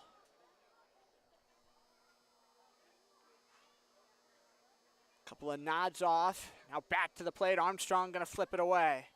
Works the count full and then draws the free pass. And hopefully this is the start of something for the Outlaws here on the bottom of the fourth. Rhode Island, number 13, Jack Hopko. Jack Hopko going to come back to the plate for Oneonta.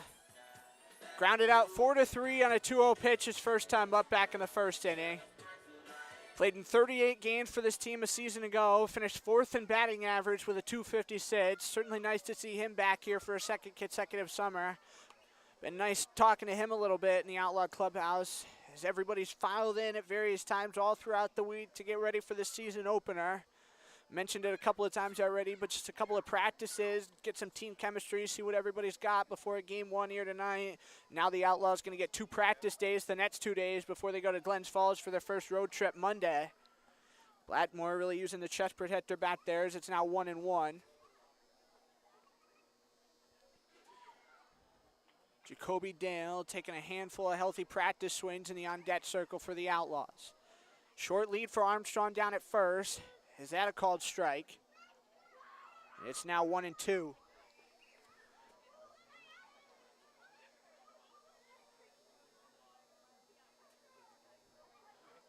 Armstrong tight to the bag down there. Dancing, trying to distract his man. And it's going to plunk Hopko on the way by. So the Outlaws going to have back-to-back base runners for the second time in this game.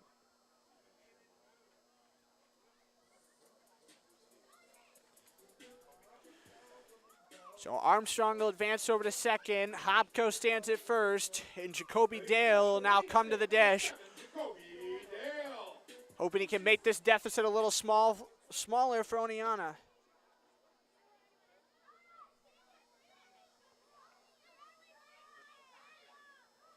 Dancing off second base. This one will skip in the batter's box.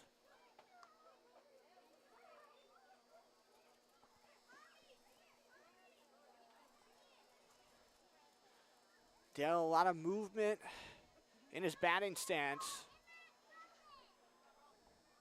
Long lead for Armstrong. Is this one going to come out towards second? Travella flips it to short, and Rodriguez back to first, but not going to be in time. So Dale will be safe over there at first, but they do force out Hopko.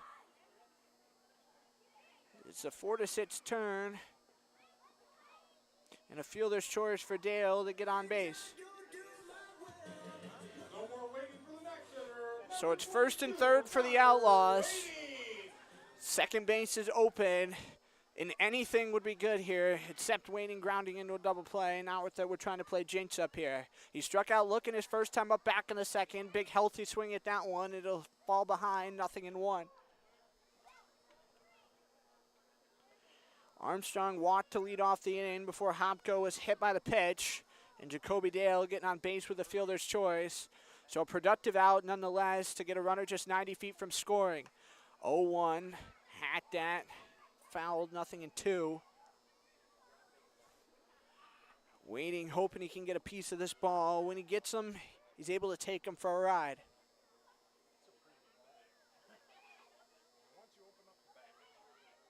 0-2's the count. Dale healthy lead at first. In tight, knee level, it's 1-2. Some of these pitches that have come in tight on right-handed hitters certainly looked good, but have been balls.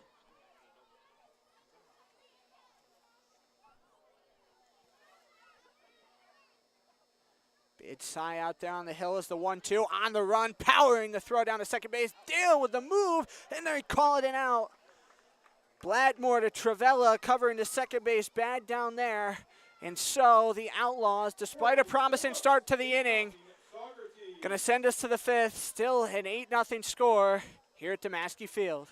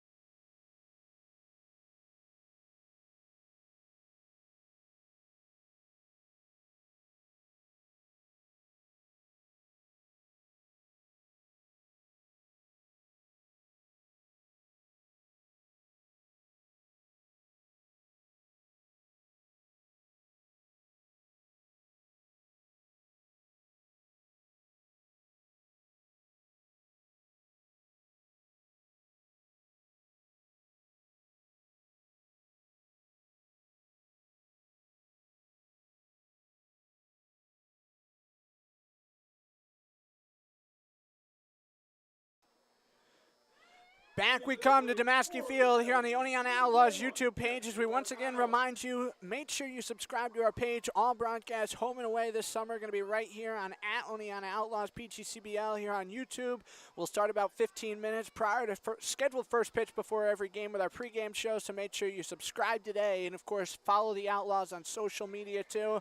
Oneonta Outlaws on Facebook, @Oneonta Outlaws PGCBL on Instagram and Twitter, and also our new TikTok page @Oneonta PGCBL, which I'm hoping to get rolling here and do some interesting stuff over the next several weeks. So make sure you subscribe to that as well. As the count now 1-1, bounced in the dirt, and it's 2-1 here on Marcano.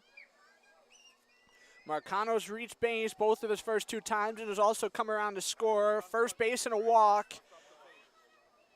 here so far in the game. Top of the fifth inning, Condon out, already with an inning and a third completed.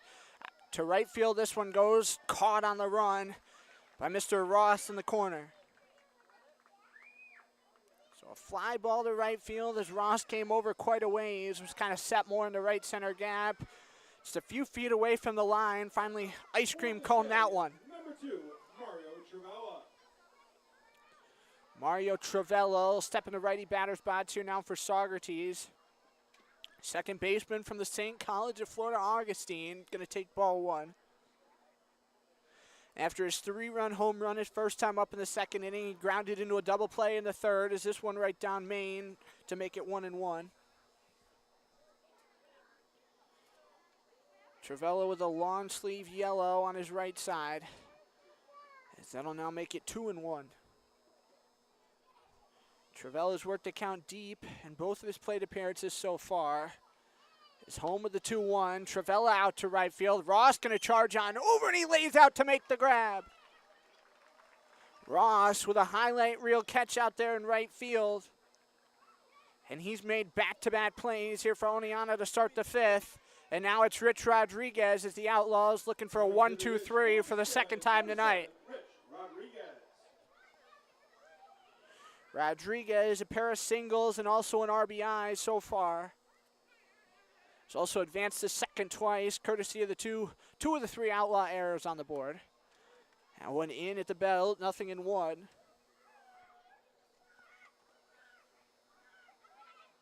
Nine hits to 2 in favor of Saugerties so far as this one bounces up off the plate. Counts now 1-1. Rodriguez tapping the bat on the white home plate.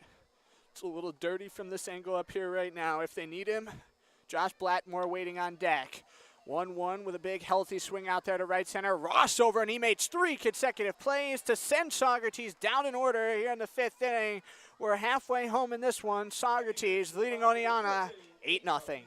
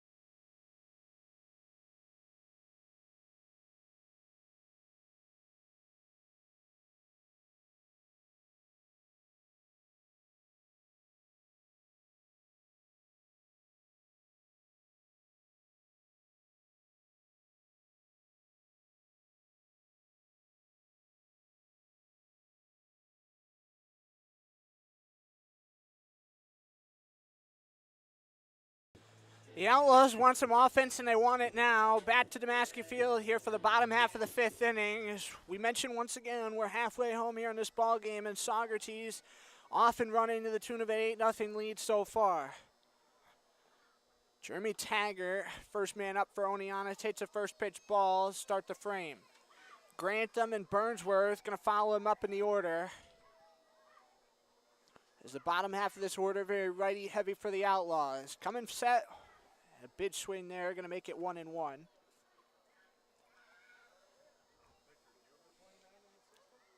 Taggart about swung out of his shoes, trying to get a piece of that one. Set with the first pitch, up on the chalk line. Couldn't get anything on that. 1-2 now.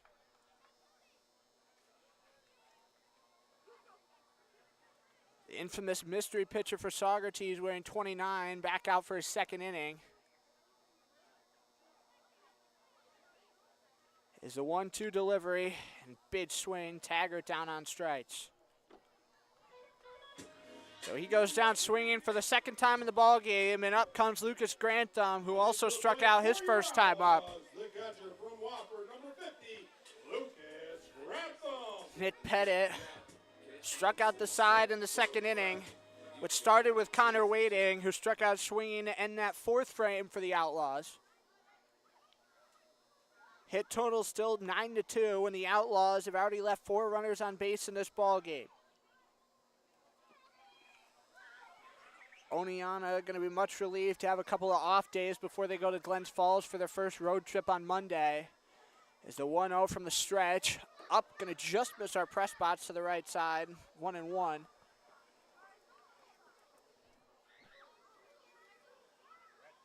So it'll be 2 off days, a road trip to Glens Falls Monday, and then back-to-back home games here at Damaski on Tuesday, Wednesday. As Watertown will be in here Tuesday and Boonville on Wednesday. As again, this one going to miss the press spots. Up and over the top, it'll be 1-2. Grantham playing good plate defense baseball up at this plate right now, but having a hard time putting the ball in play. Both hits on the board for Oneonta so far have come courtesy of their leadoff man and Brendan Connolly. 1-2 pitch to Grantham, and he rings him up. Grantham didn't even seem too fazed by that one. It's 3 straight Ks to the Outlaws order, and here comes Owen Burnsworth. Burnsworth struck out his first time up as well. It was a strikeout looking start the 3rd inning. Burnsworth choking up high on the bat. As this one bounced, and Blackmore able to keep it in front of him using that chest protector.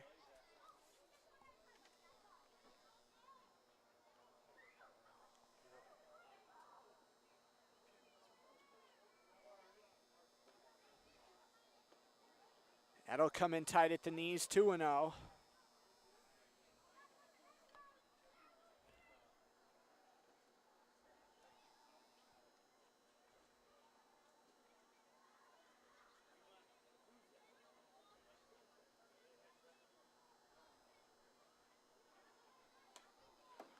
That'll come outside and away. It's now 3-0. 10th guy up in the order is Jack Bateman for the Outlaws. It's from the stretch. Again, going to miss the play. Owen Burnsworth going to draw the free pass. And so now hopefully Bateman can do something with it. Has those all orange batting gloves on here for the Outlaws. And has no complaints about getting the move to first. Josiah Azka down there coaching first here for Oneonta. Keaton Moore dropping some signs down there at third base. And that coaching box in front of the home fans.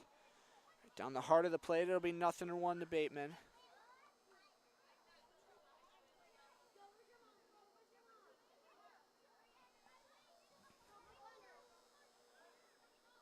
Bateman struck out looking back in the 2nd inning, as this will come right down the heart of the plate. Again, 0-2. It's the great number 29 out there for Saugerties, putting together a nice 2 innings of work thus far. Hoping he can finish off this inning. But the Stallions bullpen, nobody out there throwing, so maybe he'll even get a 3rd. Is this one going to miss the plate? 1 ball, 2 strikes.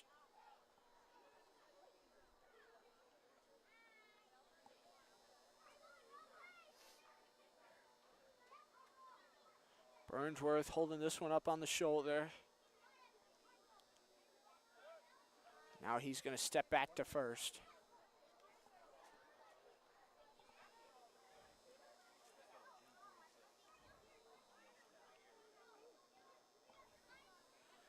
A long lead off first base for Owen Burnsworth. Jack Bateman at the plate. 1 ball, 2 strikes, 2 outs the pitch, and back to the screen it goes once more.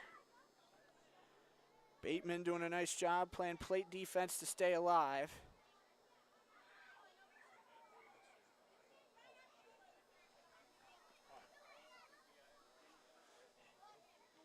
As Marvel's got the Guardians of the Galaxy and we got the Guardians of the Plate here right now. As this will be pitch number 6 for Bateman coming up. It's a little out of rhythm in the batter's box.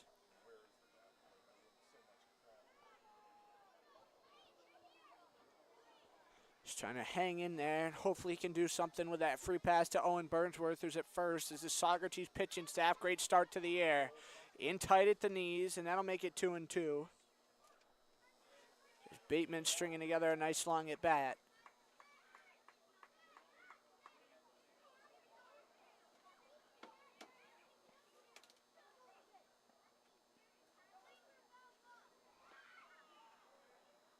Bounced in the dirt. The count's now 3-2.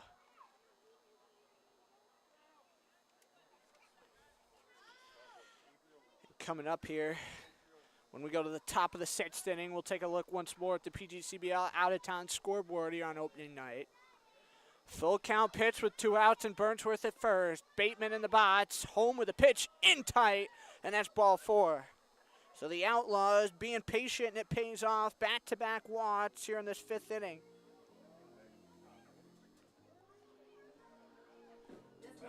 Brendan Connolly, With the shortstop, number 1, Brendan. who's been the red-hot bat in the Outlaw order, going to come on up. Connolly, there's 2 hits on the board for the Outlaws. He's had both, if that says anything about how the night's gone thus far. Forced out, 6-4 at second, back in the 3rd inning. Was stranded at 3rd his first time up. His stranded runners left on base was a problem last year that's already resurfaced here in game 1. Outlaws had a hard time last year bringing runners around, leaving plenty on bases. As the 0-1, Connolly came around, and it'll be 0-2.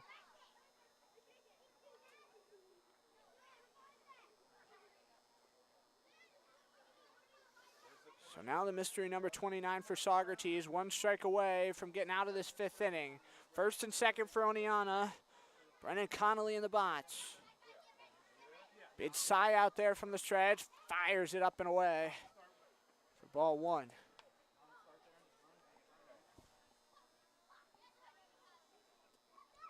Third base, the only bag open here for the Saugerties defense. Everybody's sticking around here, enjoying baseball on a Friday night. Love to have Oneonta Outlaws baseball back here for the first time in 10 months. Is that one going to miss? And it'll be 2-2. So Connolly, after falling behind 0-2, works it back to a 2-2, and hoping he can keep this at-bat rolling on further. Jaden Ross waiting on deck if they need him with that USF batting helmet. It looks also nifty. Long look down the second once again. Home with the 2-2. Grounded softly past the pitcher, and now to second base in time to first for the out. As that'll be a 4-3 to get Brendan Connolly. He was a bit slow to get out of the base. And down there to first. As we go to the 6th here from Damaski Field, it's an 8-0 score in favor of Saugerties. Gabriel Gould.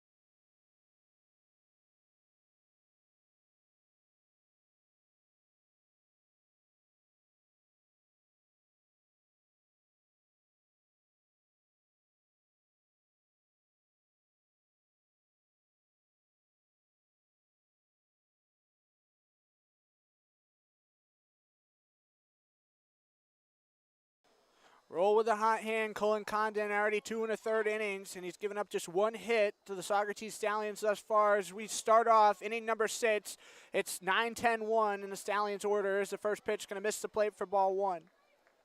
Blackmore 1 for 2 in the ball game thus far. Flew out to left field, back in the second. Single, got stranded at second, back in the third. His account's now 2-0.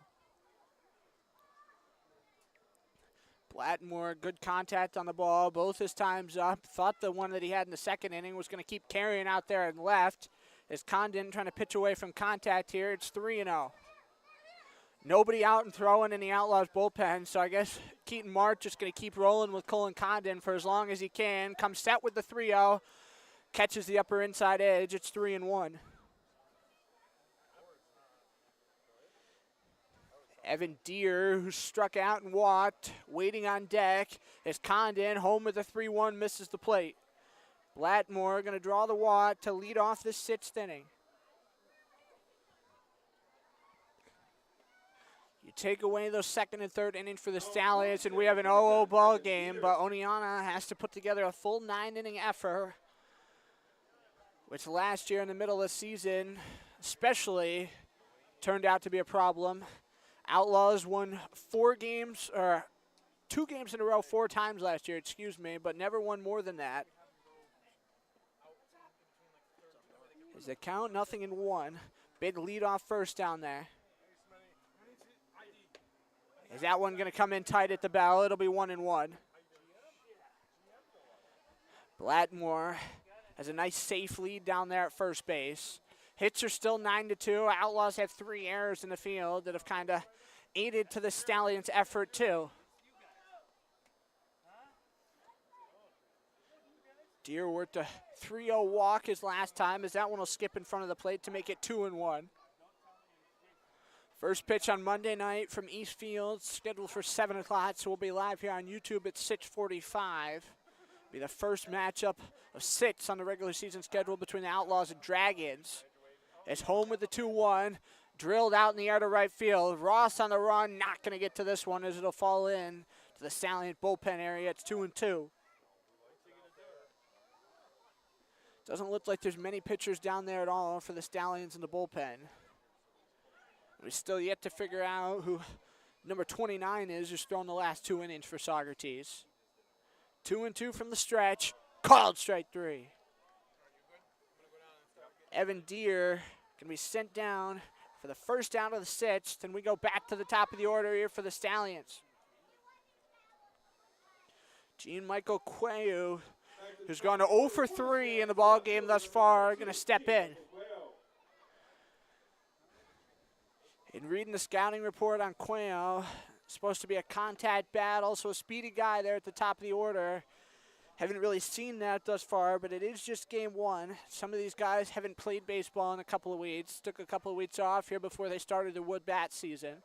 And that does play a factor too. You go from using the metal bats at certain colleges and of course transition to using wood bats here in the summer. Still the same game, but the bat difference does play a factor in things.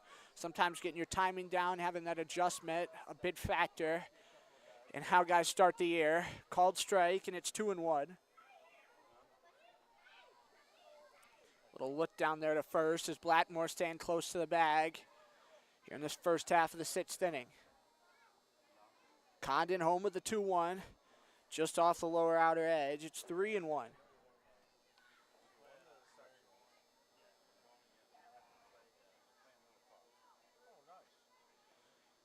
Second and third base are open here for the Outlaws defense. Cullen Condon doing a nice job not allowing too many Stallions to run the bases.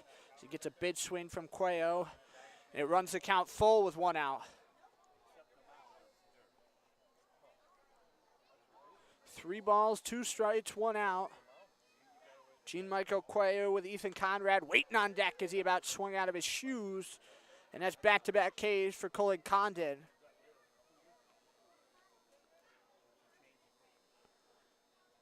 Now up for the Stallions, the right fielder, number 23, Ethan Conrad. Condon back-to-back strikeouts, which are his first 2 of his perfect game collegiate summer career. Conrad in the lefty batter's box, going to watch ball 1 go by. Conrad 1 for 3 in the ball game. A fly out, a pop out, but he also has a triple, showing the wheels that he has. Kind of kept one just inside the line out in left field as he sends this one back and high behind home plate foul. Counts 1-1 with 2 down. The Outlaws,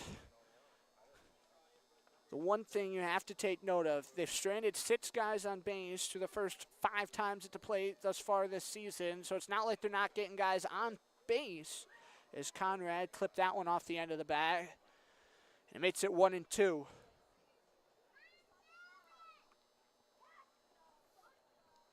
Conrad going to stay alive at the top of the chalk. Just 1 strike away from getting out of the inning as Condon has back-to-back strikeouts. And they say that Ethan Conrad clipped that one. I don't know. But he stays alive on the foul tip. Wouldn't it be something for Condon here after the leadoff walk to strike out the side?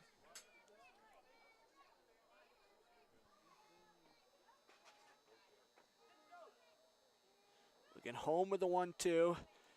In tight. Low at the legs. It's now 2-2. So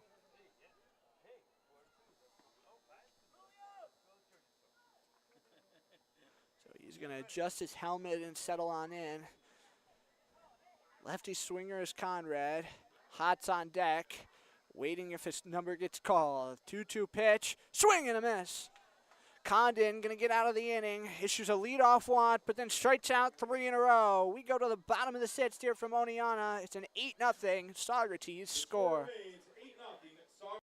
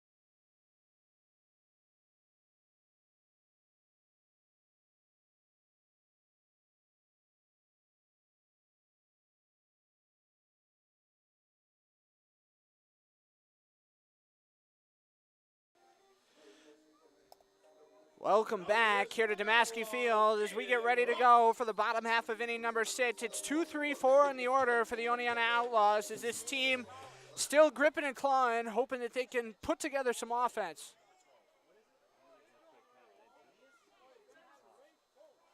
First pitch from Ross, gonna miss the zone as it's 1-0.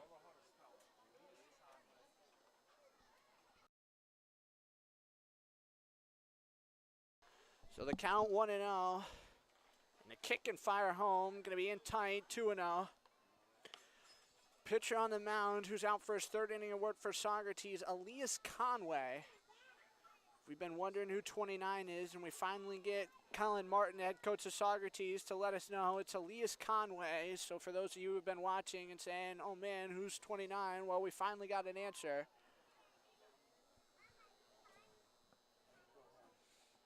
It's the joys of summer collegiate ball when the season first gets going. You don't have a full roster and guys are kind of coming in. Don't know when Conway got to Saugerties. Could have been one of those guys who just rolled into town today for all as we know.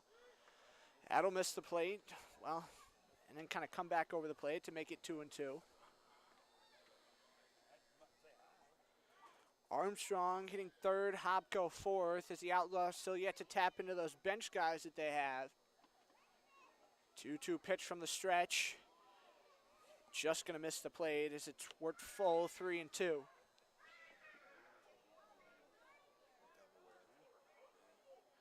Elias Conway from East Nassau, New York. Lefty, 6'0", 180. He just finished his freshman year at Delaware. Is this one going to send up over the screen and foul ground on the near side? Keeps it alive, 3-2. Got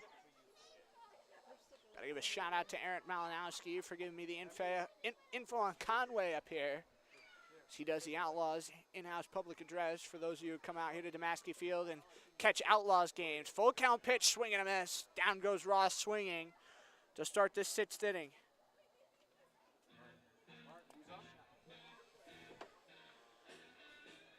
So Ross Nice healthy swing at that one, just can't connect as we go to Chase Armstrong, who struck out and walked so far in the ball game. Armstrong working a 5-pitch at bat. Is that one going to come in tight? Like it caught him on the hand, but I guess not. Kind of an awkward angle looking at righty batters sometimes from up here as it's 1-0. Lights are really coming into effect in the outfield now. This one sails past the plate, and the count will even up at 1-1. 1 ball, 1 strike, 1 out. Bottom of the 6th inning here from Damaski. Season opener for the Outlaws and the Stallions both.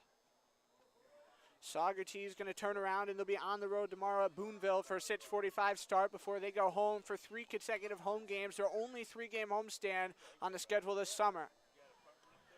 Swing from Armstrong makes it 1-2. Oneonta, the longest homestand they have is 4 games, but we're not going to have that until early July. End of June is really heavy with road games, as Oneonta has a stretch where they play 8 of 10 on the road late in June. 1-2, outside the zone once again as it's 2-2. This coming week will be a big week for the Outlaws, seeing most everybody in the East Division here early on. It's a trip to Glens Falls, home games against Watertown, Boonville. Also going to see the Albany Baseball Club, only changed in the East Division this summer from last year. The Dutchman out of the league, replaced by the Albany Baseball Club. As Armstrong going to go down swinging, back-to-back Ks here from Conway, out here for his 3rd inning. So the Outlaws now going to send up Jack Hopko. 0 for 1, has been hit by a pitch as well. Hopko, a good taste in music. Let's Groove is his walk-up song this summer. Another lefty swinger. As the hit total still counting is 9-2. Oneonta 2 hits on the board from Brendan Connolly if you're just tuning in. That's all the offense they've been able to muster. They've got a couple of walks and a hit by pitch on the board as well. No balls, 1 strike. Homko gripping up tight on the bat. Conway delivers, misses the plate, down and away. 1 ball and 1 strike.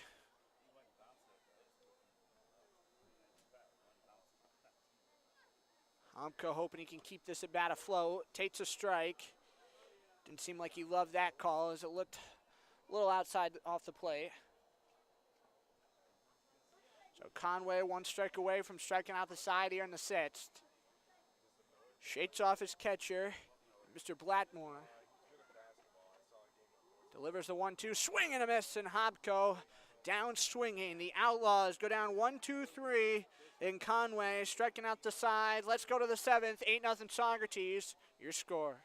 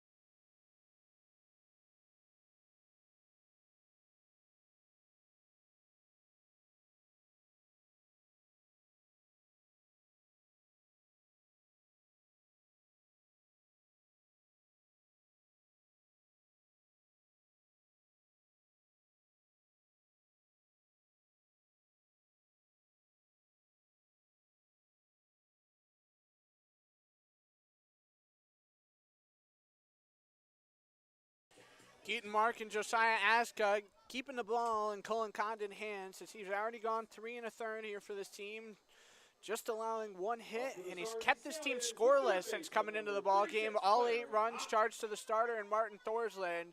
As we get going here on the 7th inning, it's 3-4-5 for Saugerties to bat.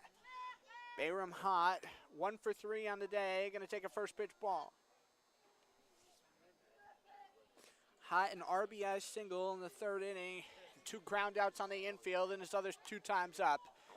Going to send this one up in foul ground, going to get out of here to the parking lot as the count will even up at 1-1.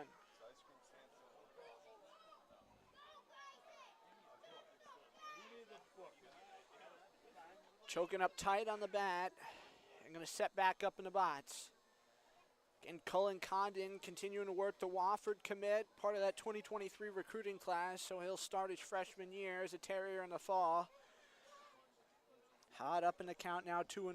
It seems like these Saugerties hitters love the 2-1 and 3-1 pitches they've been offered by Outlaws hurlers tonight. It's a huge swing, going to make it now 2-2. Ryan Riccio waiting on deck, and he's reached in all 3 plate trips that he's had to the dish thus far tonight for the Stallions. 6:45 start for this team tomorrow. They'll go back to Canteen Field after tonight and then get back on the bus tomorrow to go to Boonville. Who's up there playing against the Watertown Rapids tonight, so it'll be the home opener for the Lumberjacks tomorrow. So the Stallions playing in 2 consecutive team home openers before they finally get theirs on Sunday against the defending champion Amsterdam Mohawks. Outlaws finally getting another arm up down in the bullpen. My guess is it's Dan Mataffy from Holy Cross down there with the arms that Keaton and Josiah have available out of the bullpen tonight, but we'll have to wait and see. Count remains 2-2, and speaking of Boonville and Watertown, get another look at the PGCBL out-of-town scoreboard coming up here in just a second. In tight at the bell, counts moved full. Watertown up 7-3 on Boonville in the bottom of the 8th from the Alex T. Duffy Fairgrounds Stadium. Batavia now up on Elmira, 2-1 bottom of the 6th from Dunfield. Mohawk Valley leads Utica 7-6 in the bottom of the 7th as this one shot off foul by Hot. So pitch number 8 coming up at the at-bat. In the last game besides our own, Amsterdam up on Glens Falls 6-4 in the top of the 6th inning. So the Dragons hanging around in their home opener against the defending champs. Amsterdam downing Elmira in a sweep of a best-of-3 last August to win the PGCBL title for the 2nd straight year. Hot draws the free pass. So he's on to lead off the 7th inning. The cleanup hitter for the Stallions, number 9, Ryan Riccio. Riccio will now come to the dish here for Saugerties. It's interesting to see that Amsterdam and Glens Falls score so tight so late in the ball game. As Amsterdam swept the season series against Glens Falls last year, 8 games, 8 wins.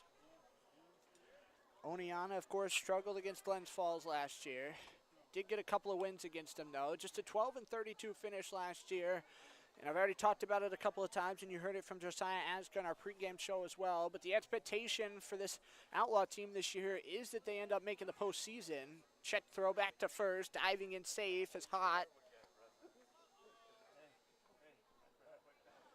Condon does a nice job holding his base runners close and honest. Something we haven't seen too much of with the Stallions not getting many guys on base here since Condon's taken over. Keep wanting to say Cullen, but Cullen Condon, of course, his name. My apologies. Riccio seeing 3 straight balls. Condon was really sharp with his command over his first couple innings of work. Got to think maybe the fatigue getting to his arm here as this one in at the hands, ball 4. So back-to-back Watts here to start this 7th inning. Still no movement out of the Outlaw dugout just yet.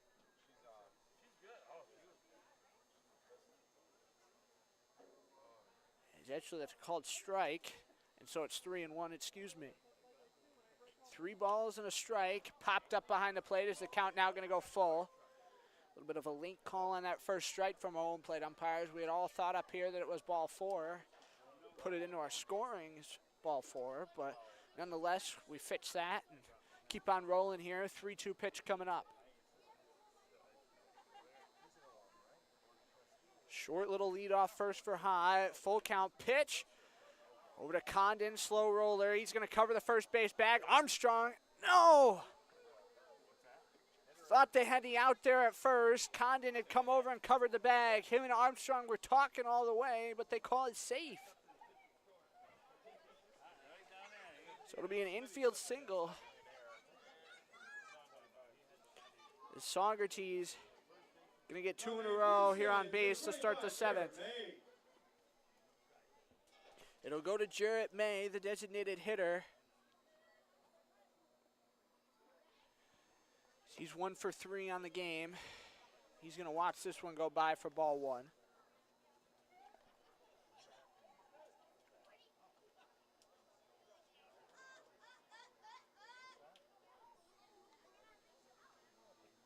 On look down to second. Outlaws defense was drifted towards the bag. As this one sent off foul, it's 1-1.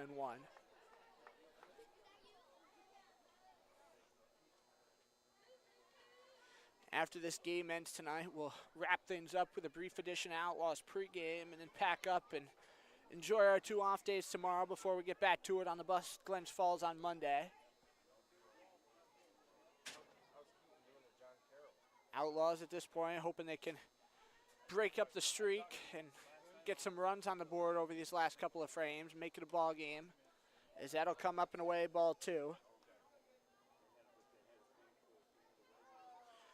Anthony Mercano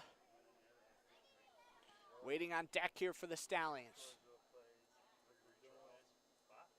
Couple of steps off both bats for the base runners. This one misses. Gun throw by Grantham down to first. Wasn't in time. Mauricio too close to that bat, but as we said already, trying to keep him honest.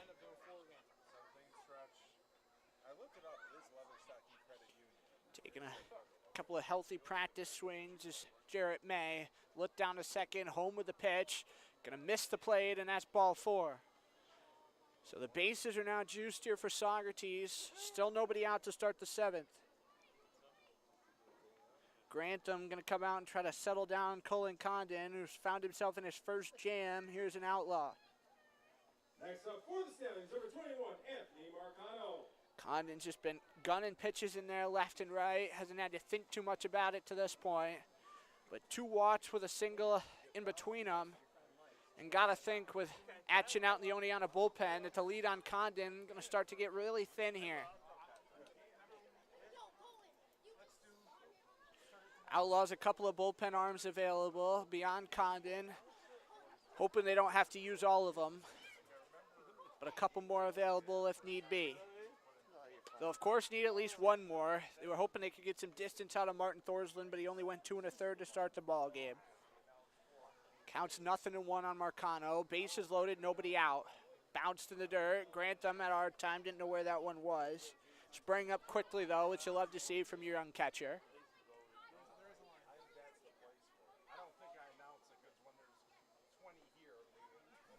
10-2 is the hit counter.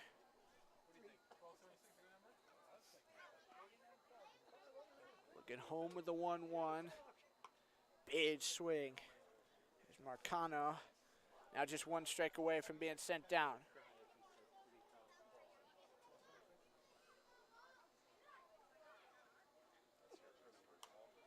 Marcano going to send this one up behind the screen, just beyond the press box. We've talked about plate defenders all night long. Marcano has done a lot of that when he's been at the dish. 2 strike counts, 3 of his 4 times up now. Set with the 1-2. Condon really wants to strike. Working from the first base side, down in the dirt, evened up at 2-2.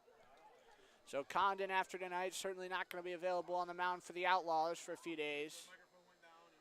But he's a two-way player. He plays the field just the same, plays a lot of second and short as he rings him up. Marcano back down to the dugout as it's a looking K.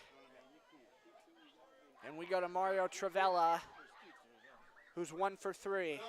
Had that 3-run shot to left field back in the second inning. Grounded into a double play in the third, flew out to right, back in the fifth. As again, he's 1 for 3.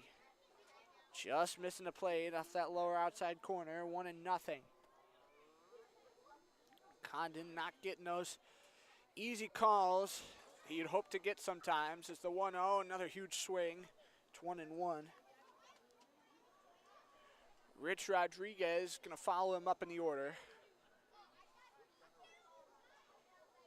He's waiting on deck as both teams have stuck with their starting hitter and fielding lineup all throughout the ball game thus far. No changes in that respect.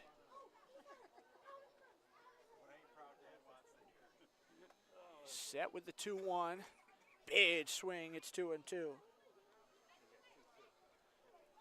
Condon trying to bounce back after allowing the first 3 in the inning to reach. Struck out Marcano looking. Now at 2-2 is Travella. Condon with the 2-2. Not going to get the call. 3 balls, 2 strikes. Sometimes with a home plate umpire, just a matter of waiting a split second. Might be a little bit dramatic in making the call, but didn't get that one.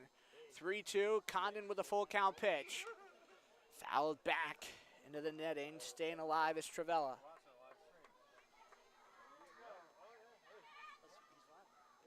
Three, 2 with an out. The score stays 8-0. Set from the first base side. Up in foul ground, the right field side. Going to get over the netting into the seats. So pitch number 8 of the at-bat now coming up.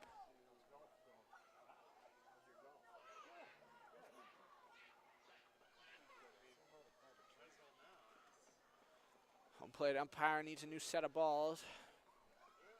So we get a split second pause in the action. It's my pleasure to announce that it's back for another season. All the really young ones out there will bring back an Outlaws game ball to the ice cream stand. We'll receive a tasty treat. 3 balls, 2 strikes in and out. Travella ready. Left foot kick close to the plate.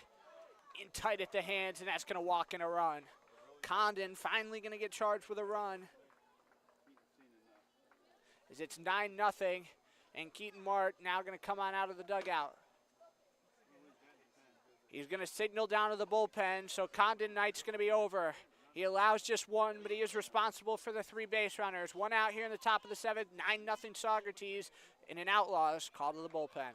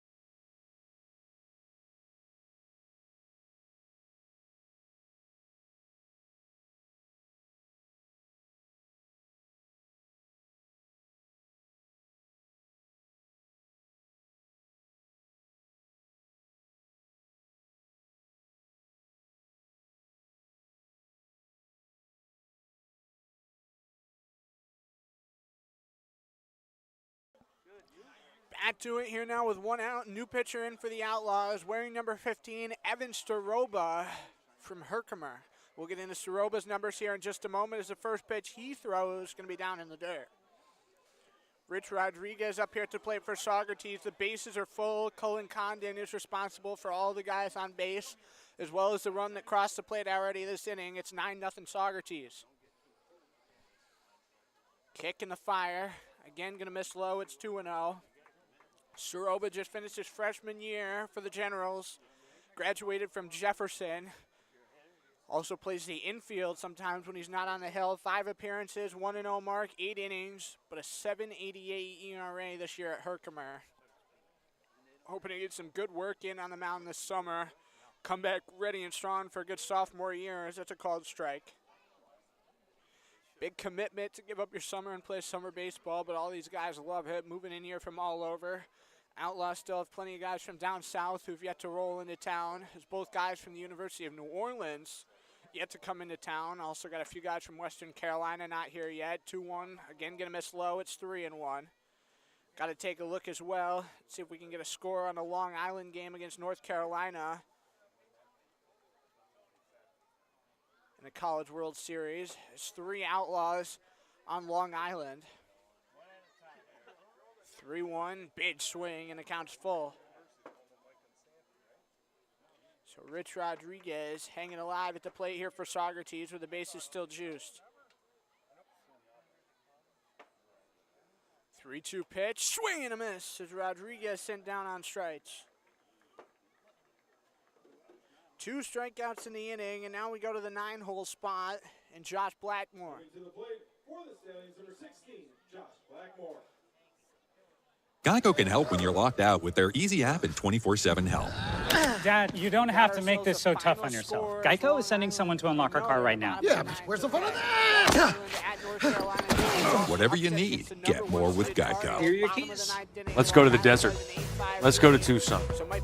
The Arizona Wildcats. What a season it was. What a finish it was for not only their campaign, but for the Pac-12 as a whole. Pac-12 regular season and tournament champs Tommy Spillane with that walk-off RBI. Just 33-23 and getting one of the back half seeds. But defeating Sacred Heart and Merrimack, they got themselves the berth. And I guess they're making the most of it to this point. Long Island, a pretty young team. Staroba turning in a strikeout. First batter he saw, and now trying to work Blackmore down on strikes as well and strand the bases full here for Saugerties.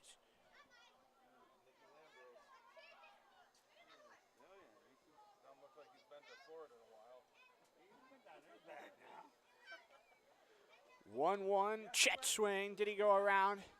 They say no. So the count's 2-1. Evan Deere waiting on deck. Saugerties down here at the bottom of the order.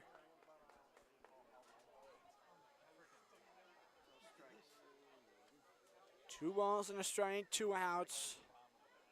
10 hits to 2 in favor of Saugerties. Fly ball out into the left center gap. Hopko and Dale not going to have to go on it as it dies and it's dropped. Burnsworth and Connolly were right there. Connolly dropped it. 2-run score here for Saugerties and make it 11-0. Hard running on that one from Blackmore. He's going to get all the way over to second.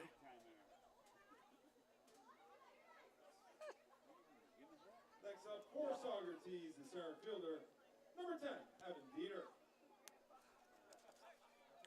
So no RBI is going to be awarded there. It'll be a couple of unearned runs across the plate, but nonetheless, it's still an 11-0 score. Second and third are the base runners. Staroba from the stretch bounces it off the plate.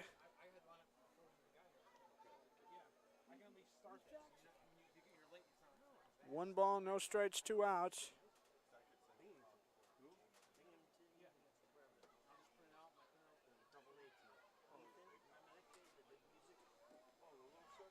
Staroba comes set again, catches the plate off the outside corner.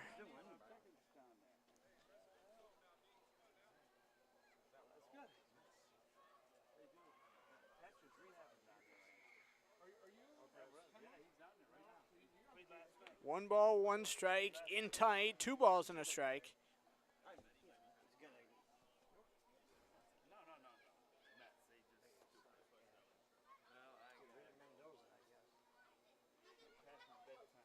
2 balls, 2 strikes, 2 outs. Second and third of the base runners again. Is this one sent back into the screen? It stays 2-2.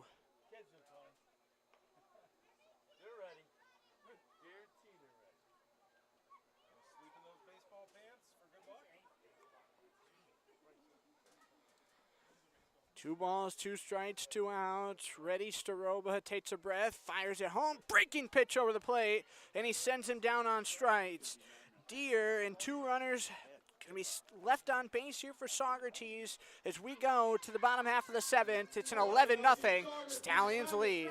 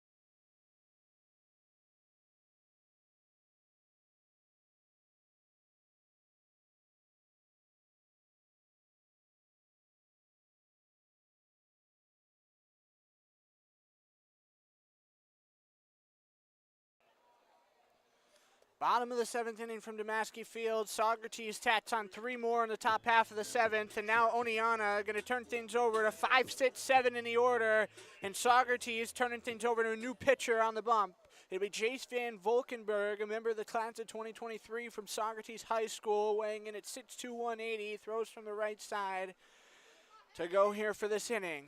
As we said, pretty short bullpen, all things considered, for the Stallions, so we'll see how long they task Van Volkenberg with. Pitchers to this point made pretty good work of the Outlaw lineup as Dale first pitch swinging out to left field. Cuello drifting on back in front of the track, makes the play. 1 pitch, 1 out, but Dale took that one for a ride. Connor Waiting now going to step up as he's yet to put a ball in play. 2 strikeouts on the day. Struck out looking, struck out swinging. Is Waiting. Going to choke up tight on the bat and get ready to go here from the right side. Another one of those Vikings from Hudson Valley as he's in the box. This one bounced off the plate, 1-0. Waiting, striking out, looking in the 2nd, struck out swinging in the 4th, and now back here to the plate in the 7th inning. Still just 2 hits on the board for the Outlaws. This one going to miss the plate, 2-0. Waiting with a .313 average in his regular season in 41 games played. Obviously, certainly not quite the start he wanted to the summer. As the 2-0 pitch sent up into foul ground over the seats and going to stay in the park. And all the kids still here in attendance going to race for that ball. It's a 2-1 count. 4 errors on the board for the Outlaws defense, and the Stallions defense has been perfect thus far. Not too many balls in play by Oneonta nonetheless, as the count's 3 balls and a strike on Connor Waiting.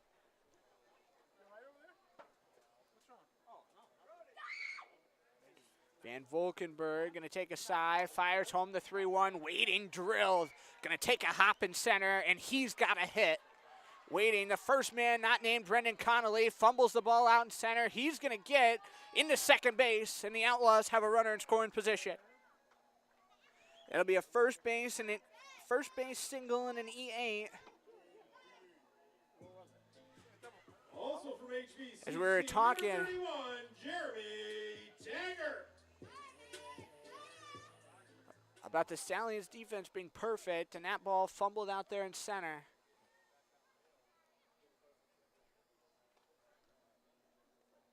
So Waiting going to stand at second, and here goes Taggart, now hoping he can bring him in to score. 11-0 ball game. Van Valkenburg to look to second. Taggart going to watch it float in for a strike. Taggart 0 for 2 on the day, 2 strikeouts. Deanturn, the man out there in center field, had a tough time getting to Waiting's ball. Long lead at second for Connor Waiting. 0-1 pitch. Taggart up in the air. Going to get over the screen. Third base side foul. So Taggart now in his third consecutive 0-2 count.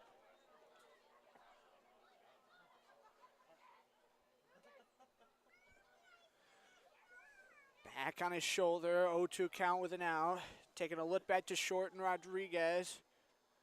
Sets up back of the dirt. Taggart into the screen again, foul. So pitch number 4 going to be coming up to the Outlaws extra hitter.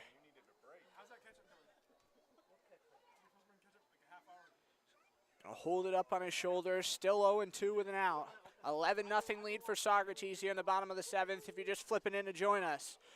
4 runs in both the second and third, and then 3 in the top of the 7th to pad their lead as the score 11-0. Van Valkenburg, check swing there. And they say Taggart held up. It's 1-2.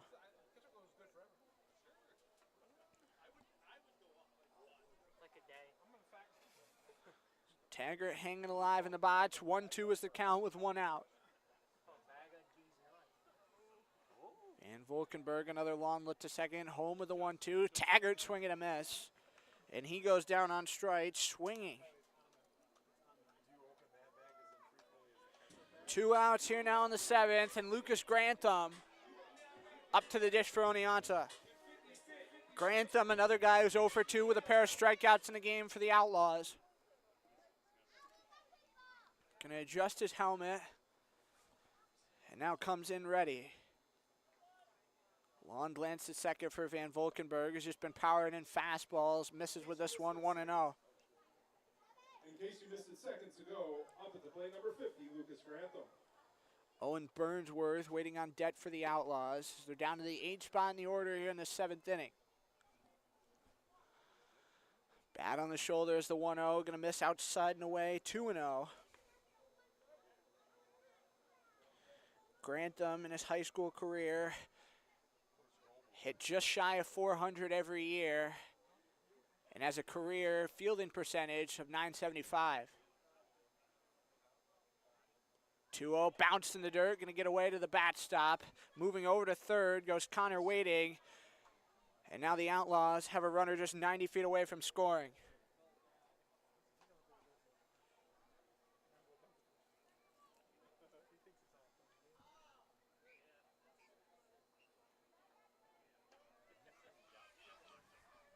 So 3-0 count, 2 outs. Grantham trying to bring home Waiting.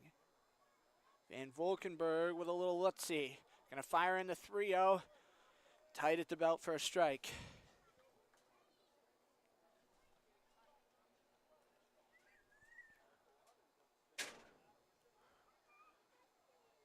Three and one with 2 outs. Van Valkenburg is Grantham going to send this one out to right field. Caught on the liner to right by Conrad out there, so it'll be an L9 for the 3rd out. The Outlaws going to strand another base runner. Is Waiting, stuck down there at 3rd. We go to the 8th.